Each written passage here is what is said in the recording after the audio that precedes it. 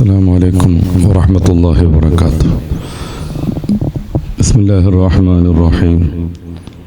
الحمد لله رب العالمين. الصلاة والسلام على سيدنا محمد وآله وصحبه أجمعين.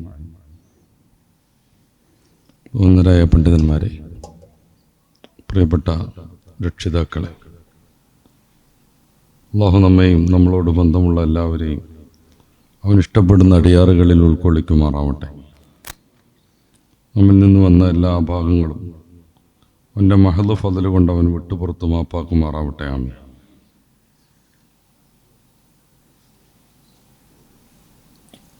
സ്ത്രീകൾക്ക് പരിശുദ്ധ ഇസ്ലാം നൽകുന്ന പരിരക്ഷയെക്കുറിച്ച്, അത് സംബന്ധമായി പരിശുദ്ധ ഇസ്ലാമിനെ സ്ത്രീ ദർശനങ്ങൾ മുന്നിൽ വെച്ച് ആക്ഷേപിക്കുന്ന ആളുകളുടെ കാപട്യത്തെക്കുറിച്ചാണ് ഇന്ന് നമ്മൾ സംസാരിക്കുന്നത്. കേരളത്തിലെ പ്രത്യേകമായ സാഹചര്യം എല്ലാവർക്കും അറിയാം.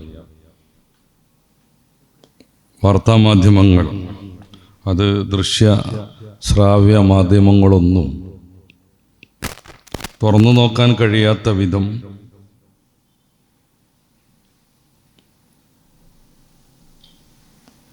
ചില മേഖലയിലുള്ള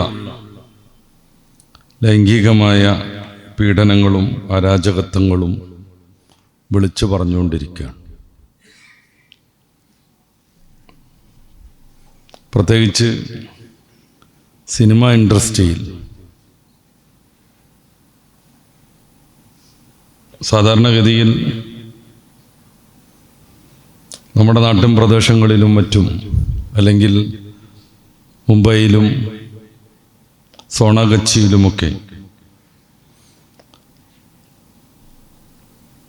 ലൈംഗികത വിറ്റ് ജീവിക്കുന്ന കുറേ സമൂഹങ്ങളുണ്ട്. അവരെക്കുറിച്ചുള്ള പുസ്തകങ്ങളും ഇറങ്ങിയിട്ടുണ്ട് നമ്മുടെ കേരളത്തിലൊക്കെയും.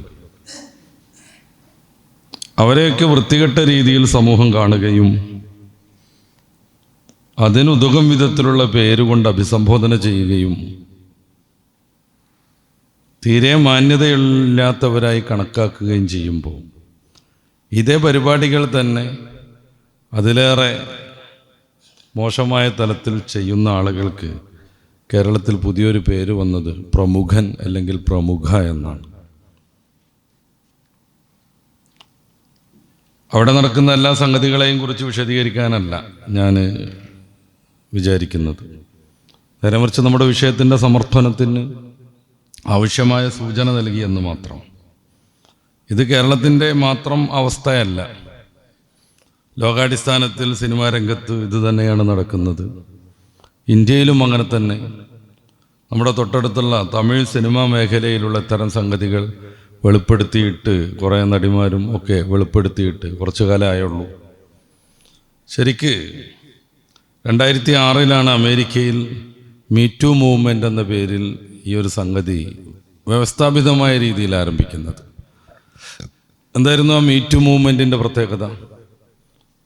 സിനിമ ഇൻഡസ്ട്രിയിൽ നടന്ന ദുരനുഭവങ്ങൾ, അല്ലെങ്കിൽ എന്തിനോ വേണ്ടി അവരൊക്കെ ചെയ്ത അഡ്ജസ്റ്റ്മെൻറ്റുകൾ, ഇത് രണ്ടും നമ്മൾ വായിക്കണം. പുരുഷന്മാർ പീഡിപ്പിച്ചു എന്ന് വാചാലമായി പറയുമ്പോൾ നമുക്കൊക്കെ കൗതുകം തോന്നുന്ന ചില സംഗതികൾ എന്താന്ന് വെച്ചാൽ, 21-ാം വയസ്സിൽ പീഡിപ്പിച്ചതിനെ കുറിച്ചാണ് 52-53 വയസ്സിൽ ഏകദേശം 30-31 വർഷം മൂടി വെച്ചിട്ട് സംസാരിക്കുന്നത് എന്നാണ്. പൊതുവെ തന്നെ ചില സിനിമാ നടികളൊക്കെ പറഞ്ഞതുപോലെ ഇഷ്ടത്തിന് കുറേ കാലം ഒപ്പം നടന്ന് ലൈംഗിക ബന്ധത്തിലൊക്കെ ഏർപ്പെട്ട് പിന്നെ ഏതെങ്കിലും കാരണത്താൽ തെറ്റിപ്പിരിയുമ്പോൾ പീഡനമായി ന്യായീകരിക്കാൻ പറ്റില്ല എന്ന് അവർ തന്നെയും ചർച്ച ചെയ്യുന്നൊരു രംഗമാണിത്. 2006 അമേരിക്കയിൽ തുടങ്ങിയ മൂവ്മെൻറ്റ് 10 വർഷം വൈകി ഏകദേശം 2016-17 ഇന്ത്യയിലേക്ക് എത്തുന്നത്. ഹോളിവുഡ് എന്ന് പറയുന്ന ആ മേഖലയിൽ ഇതിൻ്റെ വ്യാപകമായ സംഗതി ഉണ്ടല്ലോ. നമുക്കവിടെ അധികം ബന്ധമില്ല, നമുക്കത് അറിയില്ല അവിടെ എന്തൊക്കെ നടക്കുന്നു എന്ന്. ഇത്തരം മാധ്യമങ്ങളിലൂടെ വരുന്ന വാർത്തകൾക്കപ്പുറം നമുക്കൊന്നും അറിയുകയുമില്ല.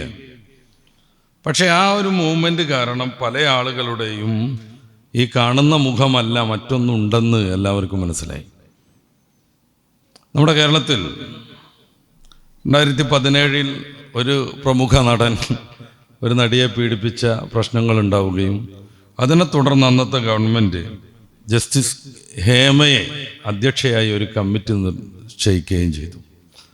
ആ കമ്മിറ്റിയുടെ റിപ്പോർട്ട് കുറേ മുന്നേ പുറത്തു വന്നിട്ടും അത് പബ്ലിഷ് ചെയ്യാൻ ഗവൺമെൻറ്റുകൾ തയ്യാറായില്ല. അത് പബ്ലിഷ് ചെയ്യരുത് എന്ന് പറഞ്ഞ് അതിലെ കുറേ ആളുകൾ, അവർക്കറിയാമല്ലോ അത് പബ്ലിഷ് ചെയ്താൽ എന്താ സംഭവം, കോടതിയെ സമീപിച്ചു. അവസാനം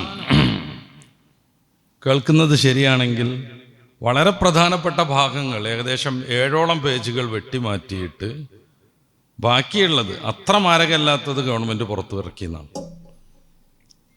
ഞാൻ പറഞ്ഞല്ലോ, ഈ കേൾക്കുന്ന കാണുന്ന വാർത്തകളെ ആശ്രയിച്ചാണ് ഇതൊക്കെ പറയുന്നത്. 250 പേജുണ്ട് ഹേമ കമ്മീഷൻ റിപ്പോർട്ടിന്. അതിൻ്റെ ഏറ്റവും പ്രധാനപ്പെട്ട 17 പോയിന്റുകൾ പത്രമാധ്യമങ്ങളിൽ നമ്മൾ കണ്ടു. സ്ഥിരമായി പീഡനമേൽക്കുന്നു, രാത്രി ഉറങ്ങാൻ സമ്മതിക്കില്ല, വാതിൽ മുട്ടും, മുട്ടിയിട്ട് തുറന്നില്ലെങ്കിൽ വാതിൽ തകർന്നു പോകും വിധം അടിച്ചുകൊണ്ടിരിക്കും, എന്നിട്ടും സമ്മതിക്കണില്ലെങ്കിൽ പിന്നീട് വലിയ പീഡനങ്ങളുണ്ടാകും. ഒരു രംഗം ഷൂട്ട് ചെയ്യാൻ 17ഉം 18ഉം പ്രാവശ്യം നിർബന്ധിപ്പിക്കും, മൂത്രമൊഴിക്കാൻ സൗകര്യം ഉണ്ടാവില്ല എന്ന് തുടങ്ങി ഇല്ലാത്ത പയ്യാരങ്ങളൊന്നുമില്ലപ്പോൾ. ഇത് ഈ രംഗത്ത് മാത്രമല്ല, സ്പോർട്സ് രംഗത്തുണ്ട്. വ്യാപകമായ ലൈംഗിക പീഡനങ്ങൾ അവിടെയൊക്കെ നടക്കുന്നുണ്ട്. കഴിഞ്ഞ കോമൺവെൽത്ത് ഗെയിംസ് നടന്നത് ഇന്ത്യയിലായിരുന്നു. അന്ന് ഗെയിംസ് വില്ലേജിലെ ശുചീകരണ തൊഴിലാളികൾ സമരം നടത്തി. അവരെത്ര വൃത്തിയാക്കിയിട്ടും ബാത്റൂമിലെ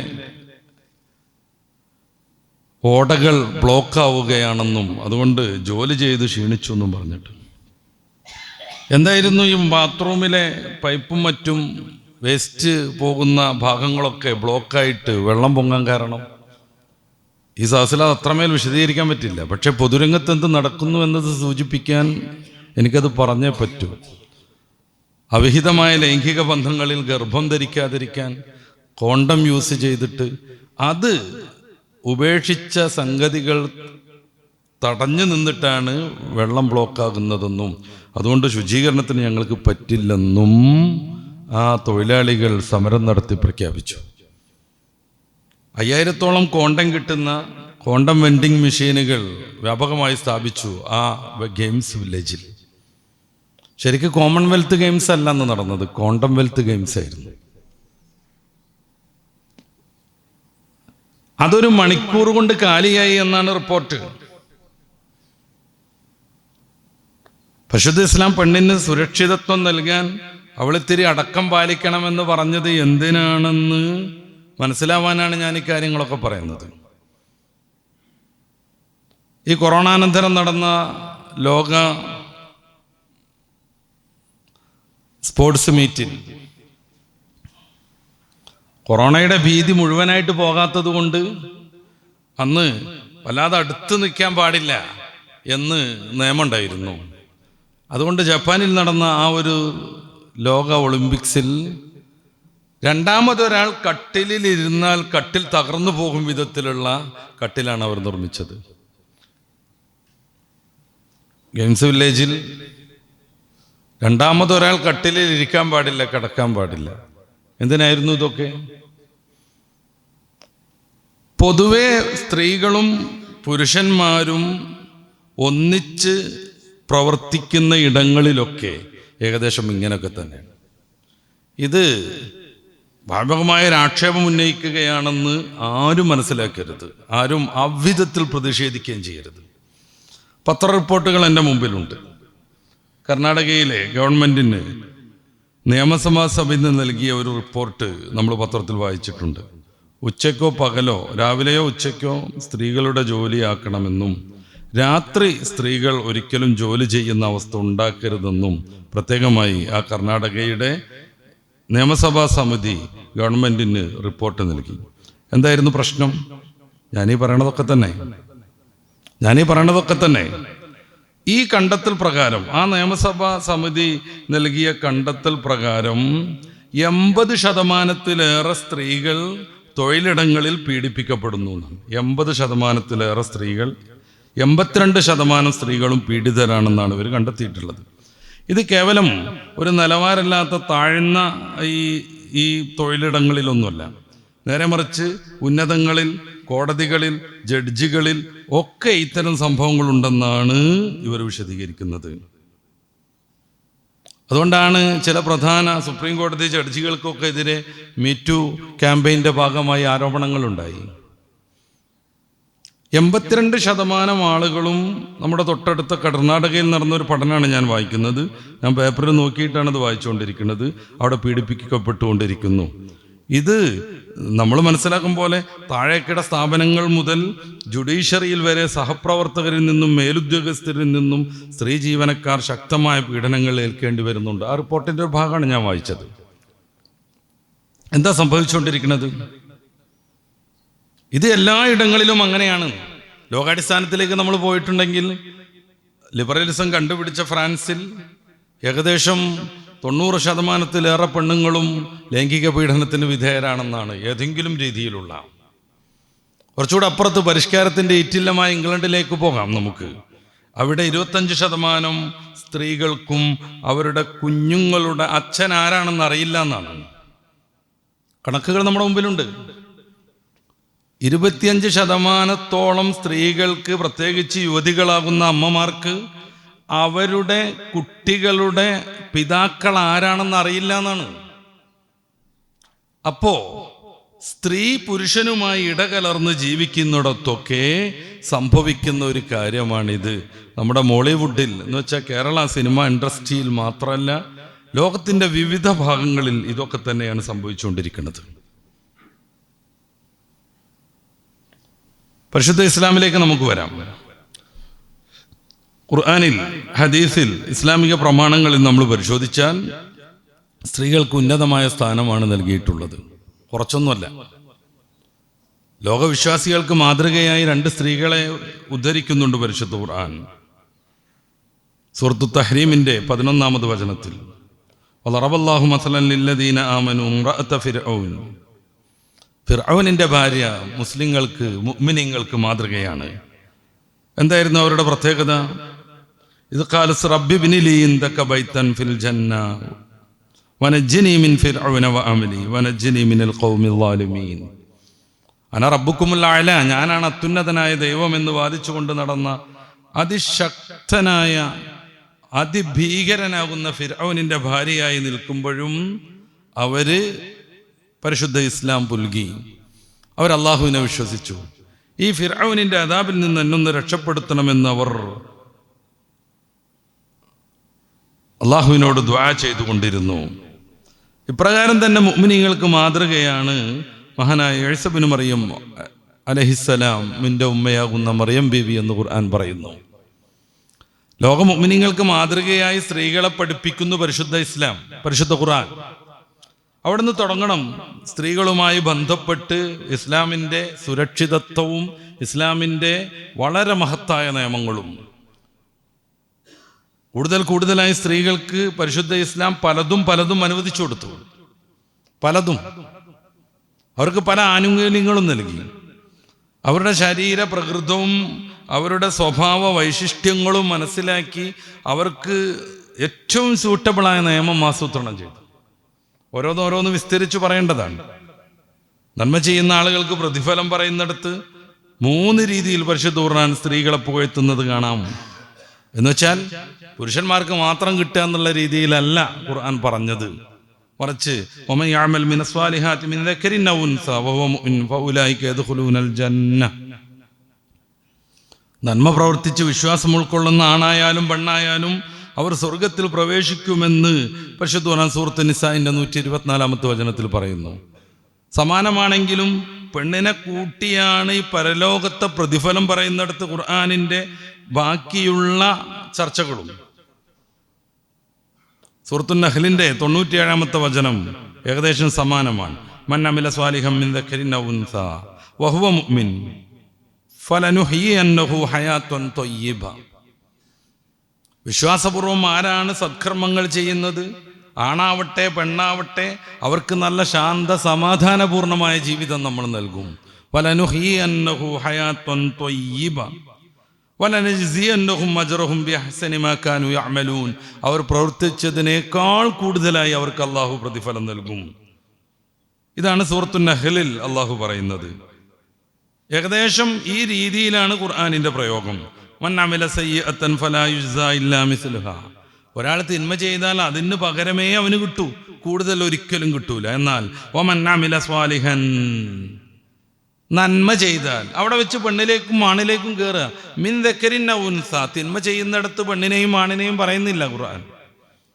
നേരെ മറിച്ച് അവിടെ പൊതുവെ പറയുന്നു മൻ അമില സയ്യിഅത്തൻ, ആരെങ്കിലും തിന്മ പ്രവർത്തിച്ചാൽ ഫലാ യുജ്സാ ഇല്ലാ മിസ്ലുഹാ, അതിൻ്റെ അത്രയ്ക്കാണ് അവർക്ക് ശിക്ഷ കിട്ടുക. എന്നാൽ വമൻ അമില സ്വാലിഹൻ മിൻ ദക്കരിൻ ഔ ഉൻസാ, ആണാവട്ടെ പെണ്ണാവട്ടെ നന്മ പ്രവർത്തിച്ചാൽ വഹുവ മുഅ്മിൻ ഫഉലൈക യദ്ഖുലൂനൽ ജന്ന, അവർ സ്വർഗത്തിൽ പ്രവേശിക്കും. യുർസഖൂന ഫീഹാ ബിഗൈരി ഹിസാബ്, കണക്കില്ലാതെ അവർക്ക് അവിടെ ലഭ്യമാകും. സൂറത്തു ഗാഫിറിന്റെ 40-ാമത്തെ വചനം നോക്കുങ്ങൾ. പ്രതിഫലം പറയുന്നിടത്ത് ആണിനോടൊപ്പം പെണ്ണിനെയും ഖുർആൻ ഉദ്ധരിച്ചു പറയുന്നു. സത്യത്തിൽ മുഅ്മിനീങ്ങൾ എന്ന് പറഞ്ഞാൽ മതി പൊതുവെ, അതല്ലെങ്കിൽ ഇത് ഉൾക്കൊള്ളും വിധത്തിലുള്ള പൊതുപ്രയോഗങ്ങൾ നടത്തിയാൽ മതി. പക്ഷെ അങ്ങനെയല്ല.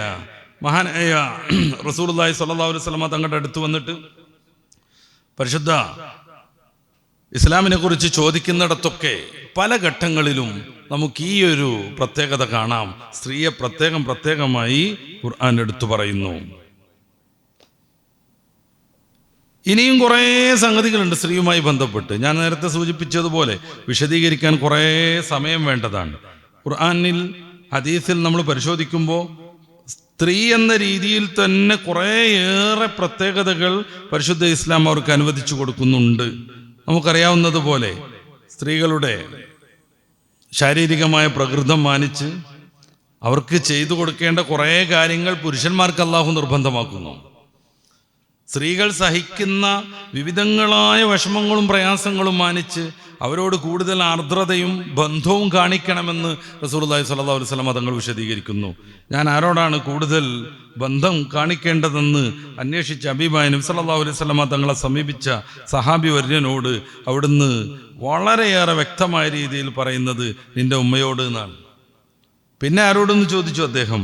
നിന്റെ ഉമ്മയോട് എന്ന് അന്ന റസൂൽ മറുപടി പറഞ്ഞു. പിന്നെ ആരോട്? നിന്റെ ഉമ്മയോട് തന്നെ. അദ്ദേഹം നാലാമതും ചോദിച്ചു, പിന്നെ ആരോട്? നിന്റെ വാപ്പയോട്, നിന്റെ പിതാവിനോട്. ഹബീബായ നബി സല്ലല്ലാഹു അലൈഹി വസല്ലം നാലാമത്തെ പ്രാവശ്യം പിതാവിലേക്ക് വരുന്നു.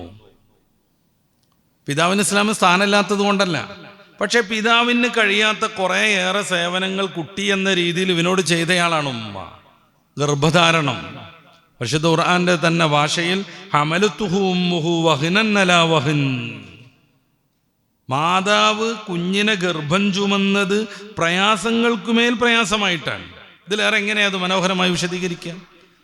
ഹമലത്തുഹു ഉമ്മുഹു വഹ്നൻ അലാ വഹ്ൻ, പ്രയാസങ്ങൾക്കുമേൽ പ്രയാസമായി അവൻ്റെ ഉമ്മ അവനെ ഗർഭം ചുമന്നു. ഹബീബായ നബി സല്ലല്ലാഹു അലൈഹി വസല്ലമ തങ്ങൾ ഈ ഗർഭം ചുമക്കുക എന്ന പിതാവിന് സാധ്യമല്ലാത്ത മാതാവിന് മാത്രം കഴിയുന്ന ഈ ഒരു സേവനം മുൻനിർത്തി ഞാൻ ആരോട് കൂടുതൽ ആർദ്രത കാണിക്കണമെന്ന് ചോദിക്കുമ്പോൾ ആദ്യമായി പറയുന്നു നിന്റെ ഉമ്മയോട്. ആഗതൻ പിന്നെയും ചോദിച്ചു, ആരോടാണ് ഞാൻ അടുത്ത രീതിയിൽ ബഹുമാനം കാണിക്കേണ്ടത്? ഹബീബായ നബി സല്ലല്ലാഹു അലൈഹി വസല്ലമ തങ്ങൾ ഉമ്മയോട് തന്നെ പറഞ്ഞു. എന്തേ കാര്യം? ഗർഭത്തിനു ശേഷം ഉമ്മ നടത്തുന്ന വലിയൊരു സേവനമുണ്ട്, പ്രസവം. പുരുഷന് സാധ്യമേ അല്ല ഈ സേവനം ചെയ്യാൻ. ഇതിന് പ്രതിഫലം എത്ര കോടാനുകോടി അള്ളാഹു നിശ്ചയിച്ചാലും അതിൻ്റെ ഒരു തരിമ്പ് പോലും പുരുഷൻ അവകാശപ്പെടാൻ കഴിയില്ല. സാധാരണഗതിയിൽ 52 ഇടൽ വേദനയാണ് ഒരു മനുഷ്യന് സഹിക്കാൻ കഴിയുക, അല്ലെങ്കിൽ ബോധം കെട്ടുപോകും. ഇത് 54 അതിലേറെയും സഹിക്കുന്നു എന്നാണ് പ്രസവ സമയത്ത് ഒരു സ്ത്രീ. പക്ഷെ അവർ ബോധം കെടുന്നില്ല.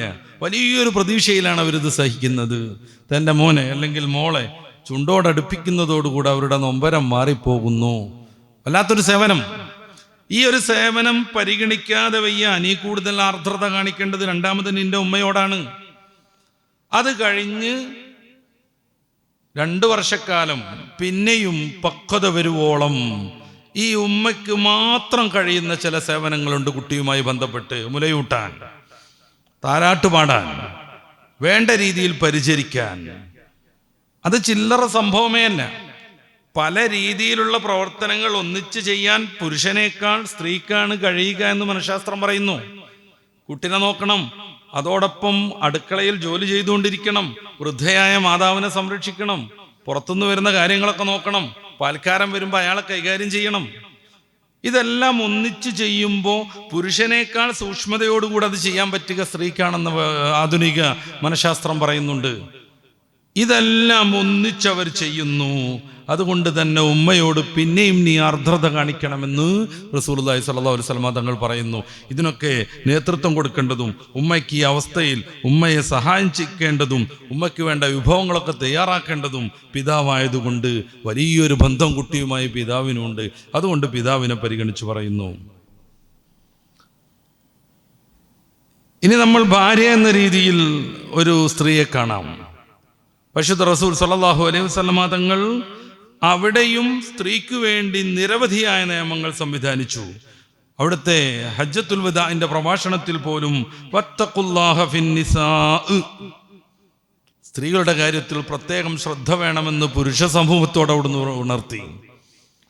പരിശുദ്ധ ഇസ്ലാമിൻ്റെ ഏറ്റവും ഉജ്ജ്വലമായ നിയമങ്ങളുടെ പ്രഭാഷണം, ലോകം കണ്ട ഏറ്റവും വലിയ നീതി വ്യവസ്ഥയുടെ പ്രഖ്യാപനം ഹജ്ജത്തുൽ വദാഇൽ അല്ലാഹുവിൻ്റെ റസൂല് നടത്തുമ്പോൾ വത്തഖുന്നിസാ, പെണ്ണുങ്ങളുടെ കാര്യത്തിൽ നിങ്ങൾ പ്രത്യേകം ശ്രദ്ധിക്കണം. അവരുടെ കാര്യത്തിൽ വത്തഖുല്ലാഹ ഫിന്നിസാ, സ്ത്രീകളുടെ കാര്യത്തിൽ അള്ളാഹുവിനെ നിങ്ങൾ സൂക്ഷിക്കണം. ഫൈന്നകും അഖ്തുമൂഹുന്ന ബിഅമാനത്തില്ലാ, അള്ളാഹുവിൻ്റെ പ്രത്യേകമായ കരാറ് കൊണ്ടാണ് നിങ്ങൾ അവരെ സ്വീകരിച്ചത്. അവരുമായി ലൈംഗിക ബന്ധം അള്ളാഹു നിങ്ങൾക്ക് അനുവദിച്ചു തന്നു. ഇങ്ങനെ നിങ്ങളുടെ സഹപാഠികളായി ജീവിക്കുന്ന അവരുടെ കാര്യത്തിൽ പ്രത്യേകം ശ്രദ്ധ വേണമെന്ന് ഹബീബായ നബി സല്ലല്ലാഹു അലൈഹി വസല്ലം തങ്ങൾ പറഞ്ഞു. എന്ന് മാത്രമല്ല, ഇന്നമൻ നിസാഉ ശഖായിഖുർ റിജാൽ, പുരുഷന്മാരുടെ അർദ്ധഭാഗമാണ് സ്ത്രീകളെന്ന് ഹബീബായ റസൂൽ സല്ലല്ലാഹു അലൈഹി വസല്ലം തങ്ങൾ വിശദീകരിക്കുന്നുണ്ട്.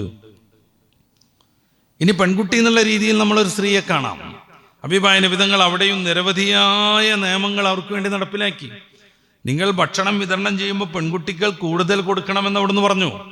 നിങ്ങൾ സാധനം മേടിച്ചു കൊണ്ടുവരുമ്പോൾ പെൺകുട്ടികൾക്ക് സ്പെഷ്യലായി വാങ്ങണമെന്ന് പറഞ്ഞു. ഇഹ്യാ ഉലൂമുദ്ദീനിൽ ഇമാം ഗസാലി തങ്ങൾ ഇത് വിശദീകരിച്ച് ചർച്ച ചെയ്യുന്നുണ്ട്. പെൺകുട്ടികൾ അവഗണിക്കപ്പെടേണ്ടവരല്ലെന്നും പെൺകുട്ടിയുടെ കാര്യത്തിൽ ആരൊക്കെ റിസ്ക് എടുക്കുന്നോ അതിന് സ്വർഗം കിട്ടുമെന്നും അവിടുന്ന് പറഞ്ഞു. ഒരാൾക്ക് 3 പെൺകുട്ടികളുണ്ടായി, അവരെ വളർത്തി വലുതാക്കി കെട്ടിച്ചു വിട്ടു, അവർക്ക് സ്വർഗമെന്ന് ഹബീബായ നബി തങ്ങൾ പറഞ്ഞു. സഹസിൽ നിന്നൊരു സഹാബി വരെ അന്വേഷിച്ചു, 2 പെൺകുട്ടികളാണെങ്കിലോ? ഹബീബായ നബി തങ്ങൾ അദ്ദേഹത്തിനെന്ന് പറഞ്ഞു. വേറൊരാൾ ചോദിച്ചു, 1 പെൺകുട്ടിയാണെങ്കിലോ? ആ പെൺകുട്ടിയെ നോക്കി വളർത്തി കെട്ടിച്ച് നല്ലൊരു ഭർത്താവിനെ ഏൽപ്പിക്കുന്നയാൾക്കും സ്വർഗം കിട്ടുമെന്ന് ഹബീബായ നബി സല്ലല്ലാഹു അലൈഹി വസല്ലം തങ്ങൾ പറഞ്ഞു.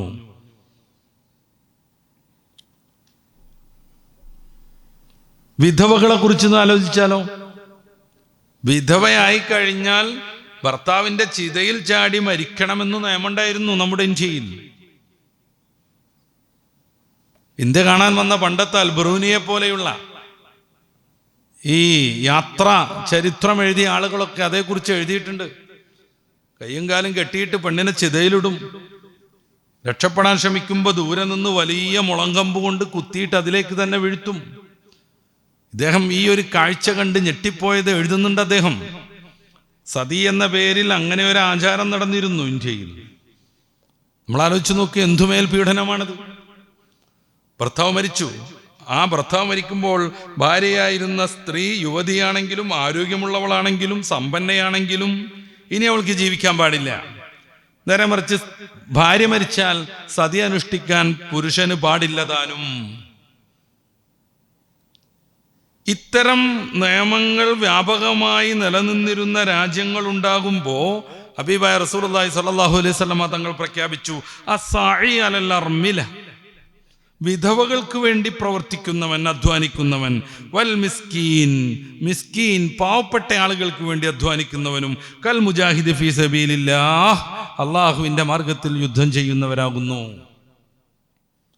അതല്ലെങ്കിൽ അവിൽ ഖായിമില്ലൈല സായിമിൻ നഹാർ, എന്നും പകൽ നോമ്പെടുക്കുകയും രാത്രി പൂർണ്ണമായി നിന്ന് നിസ്കരിക്കുകയും ചെയ്യുന്നവരെ പോലെയാകുന്നു. അർമില, വിധവകൾക്ക് വേണ്ടി പ്രവർത്തിക്കുന്നവർ. റസൂലുള്ളാഹി സ്വല്ലല്ലാഹു അലൈഹി വസല്ലം തങ്ങൾ വിധവാ വിവാഹം വല്ലാതെ പ്രോത്സാഹിപ്പിച്ചു. അതുകൊണ്ട് അറേബ്യൻ നാടുകളിൽ ഹബീബായ നബി തങ്ങളുടെ കാലത്തും പിന്നെയും ഇസ്ലാമിക സംസ്കൃതി നിലനിൽക്കുന്നിടത്തൊക്കെ വിധവാ വിവാഹം ഒരു മോശമേ അല്ലായിരുന്നു. മഹാനായ ഉമർ റളിയല്ലാഹു അൻഹു അത്തിക്ക ബീവിയെ കല്യാണം കഴിക്കുന്നത് നമുക്കറിയാം. അതിൻ്റെ മുമ്പ് 1-2 ആളുകൾ കല്യാണം കഴിച്ച് അവർ മരിക്കുകയോ ഒഴിവാക്കുകയോ ചെയ്ത സന്ദർഭത്തിലാണ്. ഉമർ റളിയല്ലാഹു അൻഹു മരണപ്പെട്ടു. അതിനുശേഷം പിന്നെയും അവരെ കല്യാണം കഴിച്ചു. സുബൈർ ബിനുൽ അവ്വാം റളിയല്ലാഹു അൻഹു. നോക്കുങ്ങൾ, 4 ഭർത്താക്കന്മാർ പല സന്ദർഭങ്ങളിലായി മരണപ്പെട്ടിട്ടും അവരെ കല്യാണം കഴിക്കാൻ പ്രമുഖർ തന്നെ മുന്നിൽ നിന്നു. എന്തേ കാര്യം? പരിശുദ്ധ ഇസ്ലാം അത് അത്രമാത്രം പ്രോത്സാഹിപ്പിച്ചു. ഹബീബായ നബി സല്ലല്ലാഹു അലൈഹി വസല്ലമ തങ്ങൾ എത്ര കല്യാണം കഴിച്ചിട്ടുണ്ടെങ്കിലും 1 മാത്രമേ കന്യകയുള്ളൂ, മഹദിയ ആയിഷത്തു സിദ്ദീഖ റളിയല്ലാഹു അൻഹാ. ബാക്കിയുള്ളവരൊക്കെ 1, 2, 3 പ്രാവശ്യമൊക്കെ വിധവകളായവരാണ്. വിധവകളാകുന്ന ആളുകളെ, സ്ത്രീകളെ ഭർത്താവിൻ്റെ ചിതയിലിട്ട് കൊന്നുകളയണം, അല്ലെങ്കിൽ അവർക്ക് മോക്ഷം കിട്ടാൻ അവരവിടെ പോയി മരിച്ചിരിക്കണം എന്ന് നിയമമുള്ള ലോകത്ത് ഹബീബായ നബി സല്ലല്ലാഹു അലൈഹി വസല്ലം തങ്ങൾ മാതൃക കാണിക്കുന്നു. 2 പ്രാവശ്യം വിധവയായ, തന്നേക്കാൾ 15 വർഷം കൂടുതലുള്ള, വയസ്സ് കൂടുതലുള്ള ഖദീജ ബിബി റളിയല്ലാഹു അൻഹയെ കല്യാണം കഴിച്ചിട്ട്. സ്ത്രീകൾക്ക് വേണ്ടി പരിശുദ്ധ ഇസ്ലാം അവരുടെ ഏത് വിശേഷണം പരിശോധിച്ചാലും, ഉമ്മയാണെങ്കിലും മകളാണെങ്കിലും, അപ്രകാരം തന്നെ ഭാര്യയാണെങ്കിലും വിധവയാണെങ്കിലും, മകളെ കാര്യം നമ്മൾ വിശദീകരിച്ചിട്ടില്ല. പെൺകുട്ടി അപമാനമാകുന്ന കാലത്ത് ഹബീബായ റസൂൽ സ്വല്ലല്ലാഹു അലൈഹി വസല്ലം തങ്ങൾ പ്രിയപ്പെട്ട പുത്രി ഫാത്തിമ ബീവി റളിയല്ലാഹു അൻഹയുമായുള്ള ജീവിതം ചരിത്രത്തിൻ്റെ മുന്നിലുണ്ട്. മുമ്പൊരു പ്രാവശ്യം നമ്മൾ സൂചിപ്പിച്ചിട്ടുണ്ട്. അസംബന്ധമായി പ്രത്യേകം ഗ്രന്ഥങ്ങൾ പോലുണ്ട്. എങ്ങനെയാണ് ഒരു പിതാവും ഒരു പുത്രിയും ജീവിക്കേണ്ടത്? നമ്മുടെ നാട്ടിൽ പാംസുസ്നാനം എന്ന് പറഞ്ഞിട്ടുള്ള കവിത പോലും രൂപപ്പെട്ടത് അങ്ങനെയാണ്. ഖദീജ ബീവി റളിയല്ലാഹു അൻഹ മരണപ്പെട്ട ശൂന്യതയിൽ ഹബീബായ റസൂൽ സ്വല്ലല്ലാഹു അലൈഹി വസല്ലം തങ്ങൾ ദുഃഖിച്ചിരിക്കുമ്പോൾ പ്രിയപ്പെട്ട മകൾ ഫാത്തിമയാണ് ഉമ്മയുടെ സ്ഥാനത്തേക്ക് വരുന്നത്. അവിടെ ഒരു സേവികയായി, റസൂലിൻ്റെ പ്രൈവറ്റ് സെക്രട്ടറിയായി, ഖാദിമായി, ഉമ്മയായി, റസൂലുള്ളാഹി സ്വല്ലല്ലാഹു അലൈഹി വസല്ലം തങ്ങളുടെ നിഴലായി, അവിടുത്തെ പ്രതിരോധ ഭടനായി മാറി. ഹബീബായ നബി തങ്ങളെ പ്രതിരോധ ഭടനായി, കാവൽക്കാരനായി. നബി സല്ലല്ലാഹു അലൈഹി വസല്ലം തങ്ങളുടെ മുകളിൽ സുജൂദ് ചെയ്യുമ്പോൾ വൃത്തികെട്ട മാലിന്യങ്ങൾ, ഒട്ടകത്തിൻ്റെ വേസ്റ്റ് എല്ലാം കൊണ്ടുപോയിട്ട് ആർത്തു ചിരിച്ചു കൊണ്ടിരിക്കുന്ന വലിയൊരു സമൂഹം ക്രൂരന്മാർക്കിടയിൽ റസൂൽ സല്ലല്ലാഹു അലൈഹി വസല്ലം തങ്ങൾ തലാനക്കാൻ കഴിയാതെ കിടക്കുകയാണ്. ഒട്ടകത്തിൻ്റെ വലിയ കുടൽമാല അടങ്ങുന്ന വേസ്റ്റ് തലയിൽ കൂടെ കൊണ്ടുപോയിട്ടിരിക്കുകയാണ്. എന്നിട്ട് അവർ ചുറ്റുപുറവും ആനന്ദ നൃത്തം ചവിട്ടിക്കൊണ്ടിരിക്കുകയാണ്. അതിക്രൂരനാണ്, ആയുധധാരികളാണ്, കള്ള് കുടിച്ചിട്ട് ലക്ക് കെട്ടിരിക്കുകയാണ്, പരിസര ബോധമല്ലാതെ ആർമാദിച്ചുകൊണ്ടിരിക്കുകയാണ്. അവരുടെ ഇടയിലേക്ക് തൻ്റെ ഇളങ്കാലുകളുമായി ഓടിച്ചെന്നു മഹദിയാം ഫാത്തിമ റളിയല്ലാഹു അൻഹ. പിതാവിൻ്റെ തലയിൽ നിന്ന് അതെല്ലാം വലിച്ചെടുത്തിട്ട് മഹാനായ റസൂൽ സല്ലല്ലാഹു അലൈഹി വസല്ലം തങ്ങളെ പിടിച്ചെഴുന്നേൽപ്പിച്ച് അവരോട് ശകാരം ചെയ്ത് ഹബീബായ നബി തങ്ങളുമായി വീട്ടിലേക്ക് മടങ്ങി വരുന്നു കാവൽ ഭടനായി മാറിയ പൊന്നാര മകൾ ഫാത്തിമ ബീവി. റസൂലിനെ മണ്ണെറിഞ്ഞു, കല്ലെറിഞ്ഞു. നബി തങ്ങളെ കൂട്ടിപ്പിടിച്ച് നിർത്തിയിട്ട് തലയുടെ മുടി ഇഴകളിങ്ങനെ വകഞ്ഞു മാറ്റിയിട്ട് കല്ലും പൊടിയും തട്ടിക്കളയുന്നതിനെ കുറിച്ചാണ് പാംസുസ്നാനം, പൊടിയിലെ കുളി എന്ന പേരിൽ ആശാൻ കവിത ഉണ്ടാക്കുന്നത്. മുത്തറസൂൽ ഹബീബായ റസൂൽ തങ്ങൾ പ്രിയപ്പെട്ട മകൾ ഫാത്തിമാനെ വിളിച്ചിരുന്നൊരു ഓമന പേരുണ്ട്, ഉമ്മു അബീഹ. എത്രമേൽ ആർദ്രമാണത്! ഉമ്മു അബീഹ, ഫാത്തിമയുടെ വാപ്പയാകുന്ന എൻ്റെ ഉമ്മയാണ് മോളാകുന്ന ഫാത്തിമ എന്നർത്ഥം. ഉമ്മ ചെയ്യേണ്ട സേവനങ്ങളെല്ലാം ചെയ്തു. 6-ാം വയസ്സിൽ ഉമ്മ മരിച്ചിട്ട റസൂൽ സല്ലല്ലാഹു അലൈഹി വസല്ലമ തങ്ങൾക്ക് ഉമ്മയുടെ അനുഭവം കിട്ടുന്നത് മകൾ ഫാത്തിമ ബീവി വലുതായി പക്വത വന്നപ്പോഴാണ്. ഇതേത് കാലാണെന്ന് നമ്മൾ ആലോചിച്ച് നോക്കണം. വൈദാ ബുശ്ശിറ അഹദുഹും ബിൽ ഉൻസ ളല്ല വജ്ഹുഹു മുസ്വദ്ദൻ വഹുവ ഖദീം. പെൺകുട്ടി ജനിച്ചു വന്ന സന്തോഷ വാർത്ത കേട്ടാൽ മുഖം ഇരുണ്ടുപോകും, ദുഃഖപരവശരാകും. അപമാനഭാരമോർത്തിട്ടവർ ജനങ്ങളിൽ നിന്ന് മാറി ഒളിച്ചു നടക്കും. പെൺകുട്ടിൻ്റെ പിതാവ് എന്ന് ആക്ഷേപിക്കും. അത് കാരണം അവർ മുങ്ങി നടക്കും. പലരും കൊന്നുകളയും. പെൺകുട്ടിയുടെ ജനനത്തെക്കുറിച്ച് ഖുർആന്റെ പ്രയോഗം പോലും നമ്മൾ നോക്കണം. വൈദാ ഉഖ്ബിറ അഹദുഹും, അവരിൽപ്പെട്ട ഒരാൾക്ക് വാർത്ത കിട്ടിയാൽ എന്നല്ല. വൈദാ നുബ്ബിഅ അഹദുഹും, അവരിൽപ്പെട്ട ഒരാൾക്കോട് ആരെങ്കിലും വൃത്താന്തം അറിയിച്ചാൽ എന്നല്ല. വൈദാ ബുശ്ശിറ അഹദുഹും, ആർക്കെങ്കിലും സന്തോഷ വാർത്ത കിട്ടിയാൽ, മോൾ ജനിക്കുന്നത് അപമാനമല്ലെന്ന്, മോൾ ജനിക്കുന്നത് അഭിമാനമാണെന്ന്, ദുഃഖിക്കേണ്ടതല്ല സന്തോഷിക്കേണ്ടതാണെന്ന്, പെൺകുട്ടി എന്ന് പറഞ്ഞാൽ കുടുംബത്തിൻ്റെ ഐശ്വര്യമാണെന്ന്, ആ വാർത്തയെക്കുറിച്ചുള്ള പ്രയോഗം പോലും ഖുർആൻ അவ்விധത്തിലാണ് സംവിധാനിക്കണേ. പടച്ച റബ്ബ് അങ്ങനെയാണ് പ്രയോഗിക്കുന്നത്. വൈദാ ബുശ്ശിറ അഹദുഹും, ആർക്കെങ്കിലും സന്തോഷ വാർത്ത അറിഞ്ഞാൽ. ഇത് കേൾക്കുമ്പോഴേ ദേഷ്യം വരും. കാരണം പ്രസവിക്കുന്ന സമയത്ത് ആണാണോ പെണ്ണാണോ എന്നുള്ള ഗംഭീരമായ ടെൻഷനിൽ നിൽക്കുക. പെണ്ണ് എന്ന് പറഞ്ഞാൽ അവിടെയുള്ള ആളുകളൊക്കെ അങ്ങോട്ട് പിരിഞ്ഞു പോവാണ്, ആവേശം കഴിഞ്ഞു. അങ്ങനെ ബേജാറുടിച്ച് പോണവരോടാ പറയണത് വൈദാ ബുശ്ശിറ അഹദുഹും, ആർക്കെങ്കിലും പെണ്ണ് പിറന്നു എന്നുള്ള സന്തോഷ വാർത്ത കിട്ടിയാൽ. സൂറത്തു തക്വീറിൽ ഖുർആൻ മറ്റൊരു പ്രയോഗം നടത്തുന്നുണ്ട്.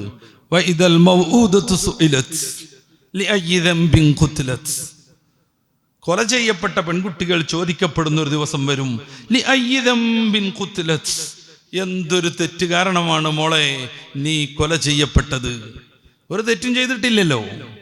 പ്രസവിച്ച ഉടൻ പെണ്ണായി എന്നൊരൊറ്റ കാരണത്താൽ നീ ഇത്രമേൽ പീഡിതയായി.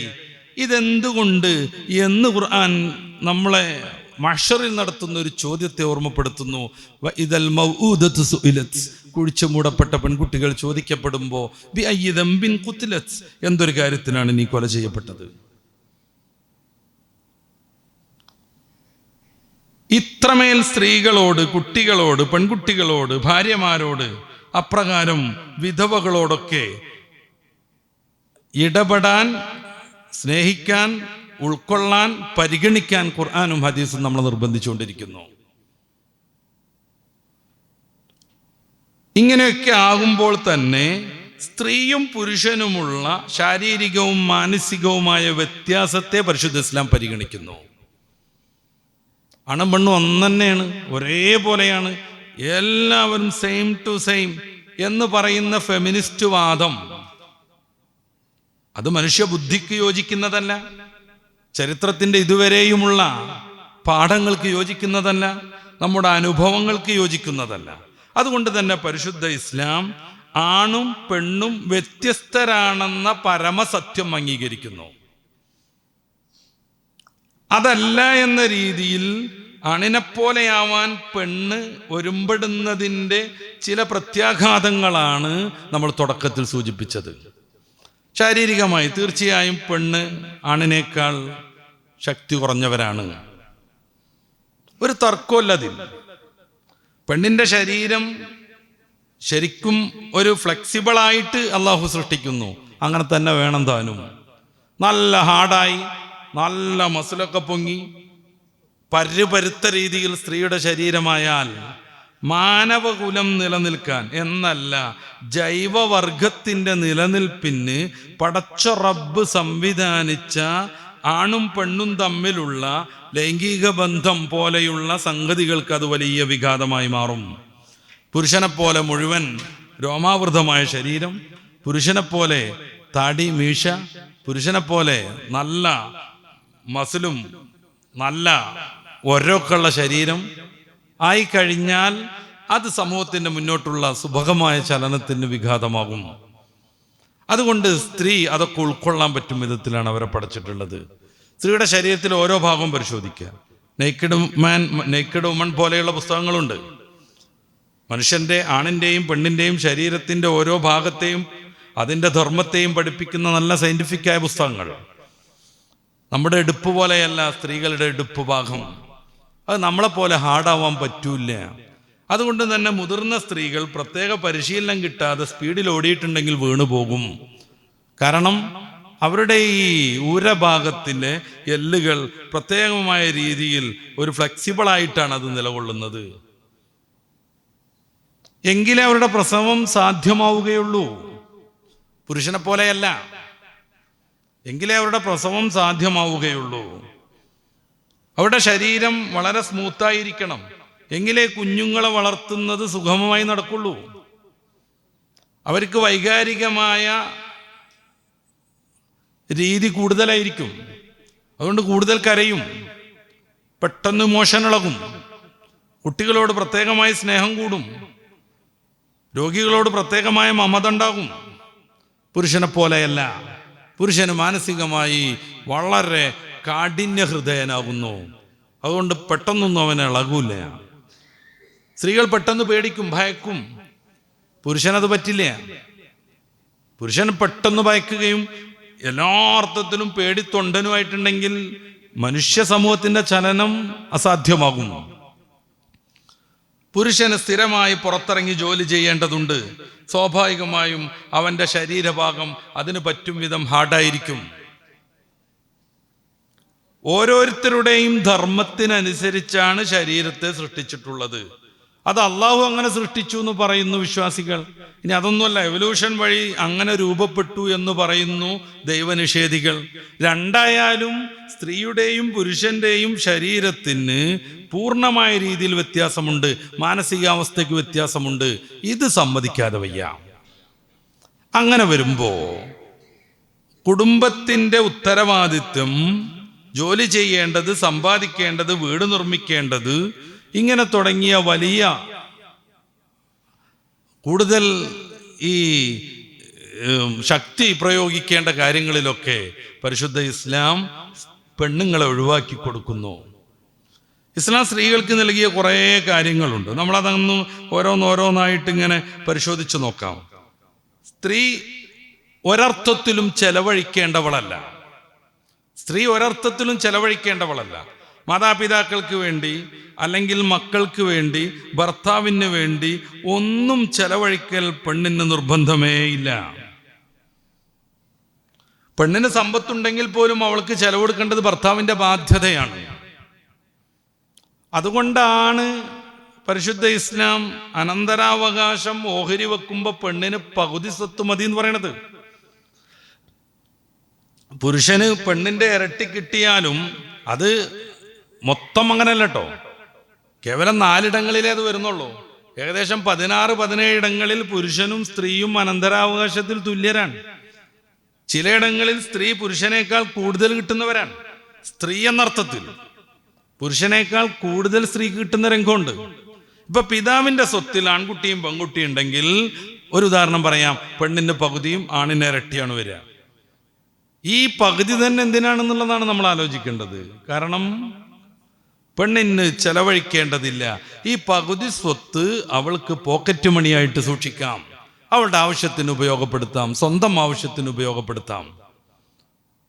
പുരുഷനെ സംബന്ധിച്ചിടത്തോളം മക്കൾക്ക് ചെലവഴിക്കണം, മാതാപിതാക്കൾക്ക് ചെലവഴിക്കണം, ഭാര്യയ്ക്ക് ചെലവഴിക്കണം, വീട് നിർമ്മിക്കണം, ആവശ്യങ്ങളൊക്കെ സംവിധാനിച്ചു കൊടുക്കണം. ഈ പെണ്ണ് ഏത് ജീവിത പശ്ചാത്തലത്തിലാണ് ഇരുന്നോ ഇതുവരെ കഴിഞ്ഞിരുന്നത്, തൻ്റെ അടുത്തെത്തിയാൽ ആ പശ്ചാത്തലം സൃഷ്ടിക്കുകയും വേണം. അപ്പോൾ വാഷിംഗ് മെഷീൻ ഉണ്ടെങ്കിൽ അത് വേണ്ടി വരും. അവൾ ഇതുവരെ കിടന്നുറങ്ങിയത് AC റൂമിലാണെങ്കിൽ അത് ചെയ്യേണ്ടി വരും.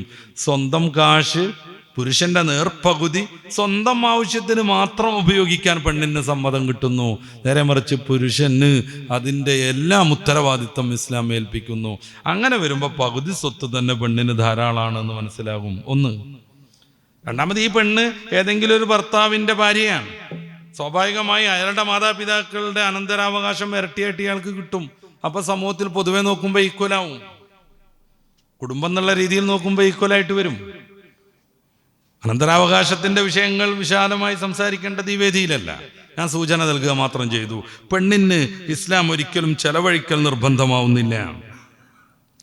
അപ്രകാരം തന്നെ പരിശുദ്ധ ഇസ്ലാം പെണ്ണിന് ജുമുഅ ജമാഅത്തുകളിൽ വരേണ്ടതില്ലെന്ന് പറഞ്ഞു. അവരോട് ജുമുഅ ജമാഅത്തുകളിൽ പെണ്ണുങ്ങൾ വരേണ്ടതില്ലെന്ന് പറഞ്ഞു.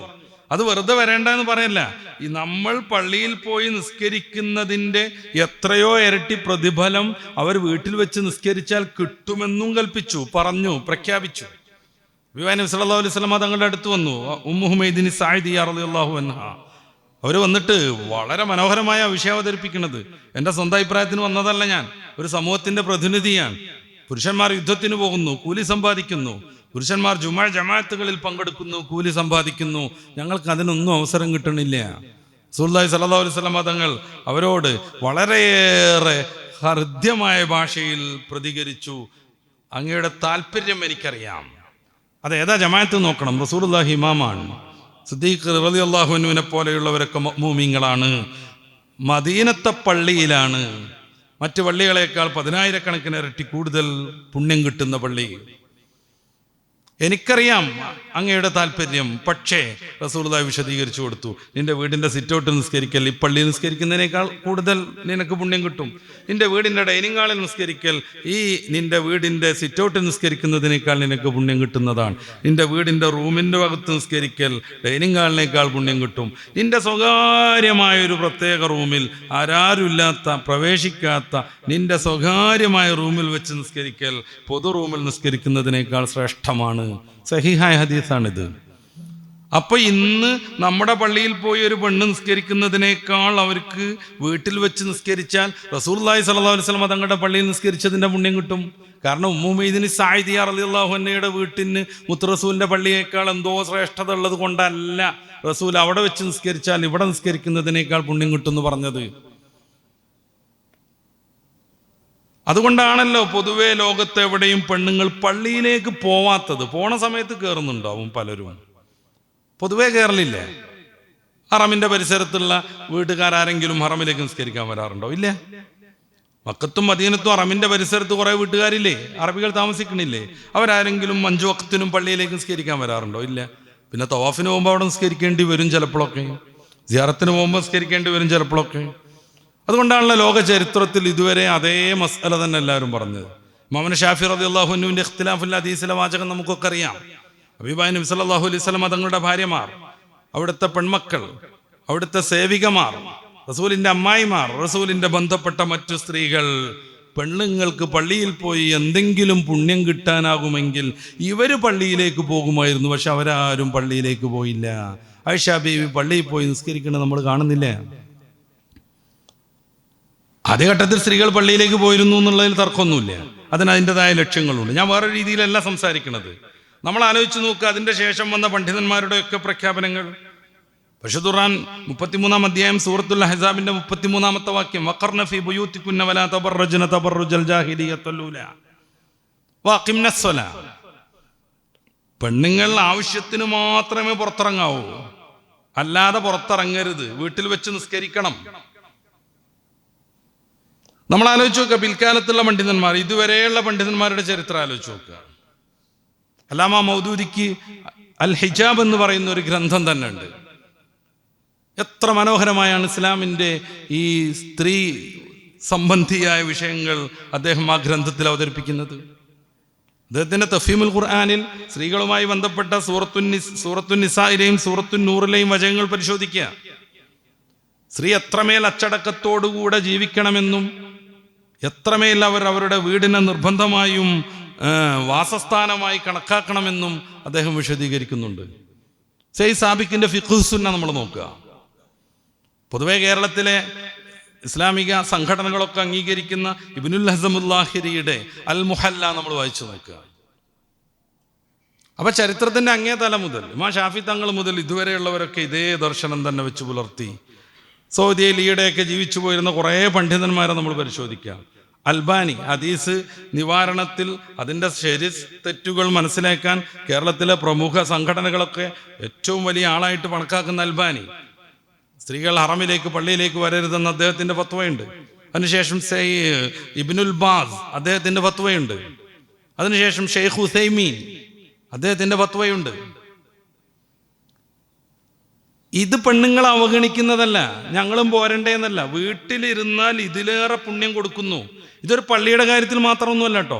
നേർച്ച എന്നും പറഞ്ഞിട്ട് പെണ്ണിറങ്ങി അഴിഞ്ഞാടുന്നത് ഇസ്ലാമികമേ അല്ല, പാടില്ല.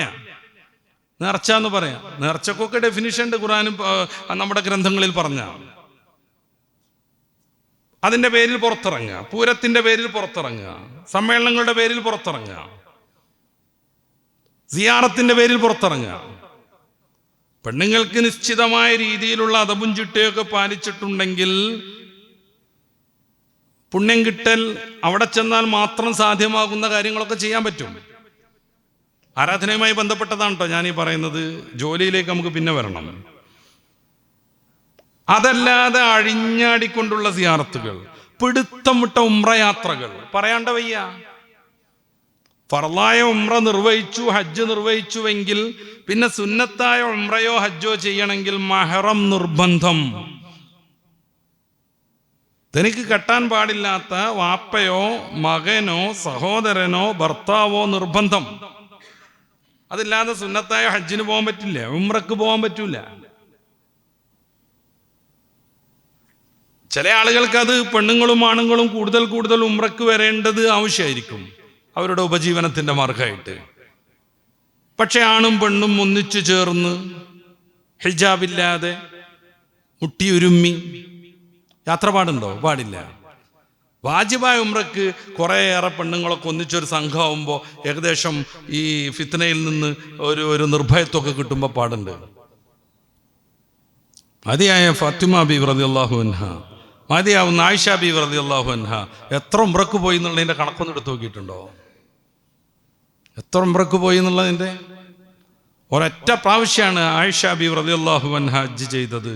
മക്കത്താ ജീവിക്കണത്, മദീനത്താ ജീവിക്കണത്. അന്ന് ഇത്തരം പ്രശ്നങ്ങളൊന്നുമില്ലാത്ത കാലം. മതിയാവുന്ന ഫാത്തിമ ബീവി റളിയല്ലാഹു അൻഹ വസിയത്ത് ചെയ്തു, എൻ്റെ ജനാസ സംസ്കരണം രാത്രിയെ നടത്താവൂന്ന്. എന്തേ കാര്യം? ജനാസ പൊതിഞ്ഞ് മുഴുവനായിട്ട് 5 വസ്ത്രം വെച്ച് കെട്ടിപ്പൊതിഞ്ഞ് വെച്ചാൽ ശരീരത്തിൻ്റെ ഉള്ളിലേത് ഒന്നുമേ പുറത്ത് കാണൂല. എന്നാൽ പോലും തൻ്റെ ആ ഒരു ആകാര സൗഷ്ഠവം ഇങ്ങനെ പൊതിഞ്ഞു വെച്ചതിൻ്റെ പുറത്ത് കാണുന്ന ഒരു രൂപമുണ്ടല്ലോ, അതുപോലും ഒരു അന്യൻ കാണരുത്, ദർശിക്കരുത്.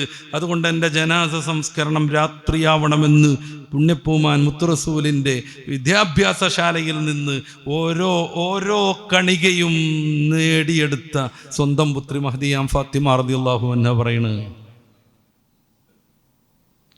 പിന്നെ എങ്ങനെയാണ് ഓരോ കാര്യത്തിനും കോലം കെട്ടി ഇറങ്ങിപ്പോവുക?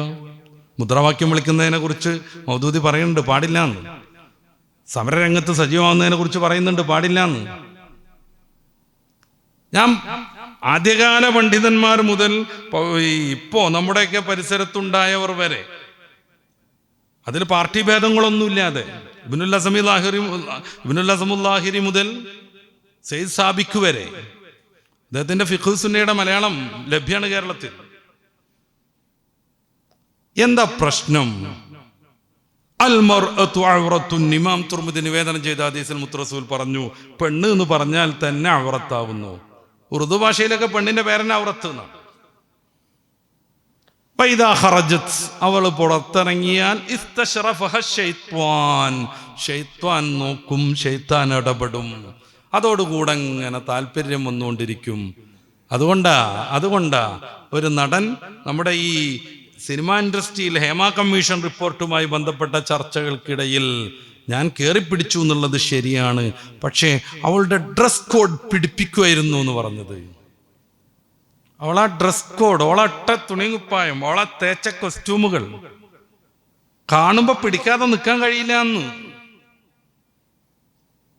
ഇതാ ഖറജത്ത്, പെണ്ണ് പുറത്തിറങ്ങിയാൽ ഇസ്തശ്റഫഹ ശൈത്വാൻ, ശൈത്താൻ ഇടപെടും, ശൈത്താൻ നോക്കും, ദർശിക്കും, ശൈത്താൻ ഫിത്നയിലേക്ക് പ്രേരിപ്പിച്ചു കൊണ്ടേയിരിക്കും. അതുകൊണ്ട് പള്ളിയിലേക്ക് വരണം എന്ന കൽപ്പനയിൽ നിന്ന് സ്ത്രീയെ ഇസ്ലാം ഒഴിവാക്കി. സ്ത്രീകൾക്ക് മഹർ കൊടുക്കണമെന്ന് ഇസ്ലാം നിർബന്ധം പറഞ്ഞു. മഹർ എന്ന് പറഞ്ഞാൽ പെണ്ണിന് മാത്രമുള്ളൊരവകാശം. ആണിന് സ്ത്രീധനം ആരെങ്കിലുമൊക്കെ ഇഷ്ടപ്പെട്ട് കൊടുത്താലായി എന്നല്ലാതെ വിലപേശി പിടിച്ചു വാങ്ങി അത് കുറഞ്ഞിട്ടുണ്ടെങ്കിൽ പാമ്പിനെ കൊണ്ട് കൊത്തിച്ച് കൊന്ന് നമ്മുടെ ഈ പ്രൗഢമായ സംസ്കാരം നിലനിൽക്കുന്ന കേരളത്തിലുണ്ടായതാ. ഒരിക്കൽ കൊത്തി, പെണ്ണ് മരിച്ചില്ല, പിന്നെയും കൊത്തിച്ചു. ഈ ആവശ്യാർത്ഥം പാമ്പ് പിടുത്തം പരിശീലിച്ചു ഒരു ഭർത്താവ്. എത്ര കഷ്ടപ്പെട്ടു എന്നാലോചിച്ചു നോക്ക്. ഭാര്യനെ കൊല്ലാൻ വേണ്ടി പാമ്പ് പിടുത്തം പാമ്പാട്ടിയുടെ അടുത്ത് പോയി പഠിച്ചു വന്നു അയാൾ. എന്തേ? കിട്ടിയത് പോരാന്നും പറഞ്ഞിട്ട്. ഇസ്ലാമികമല്ല.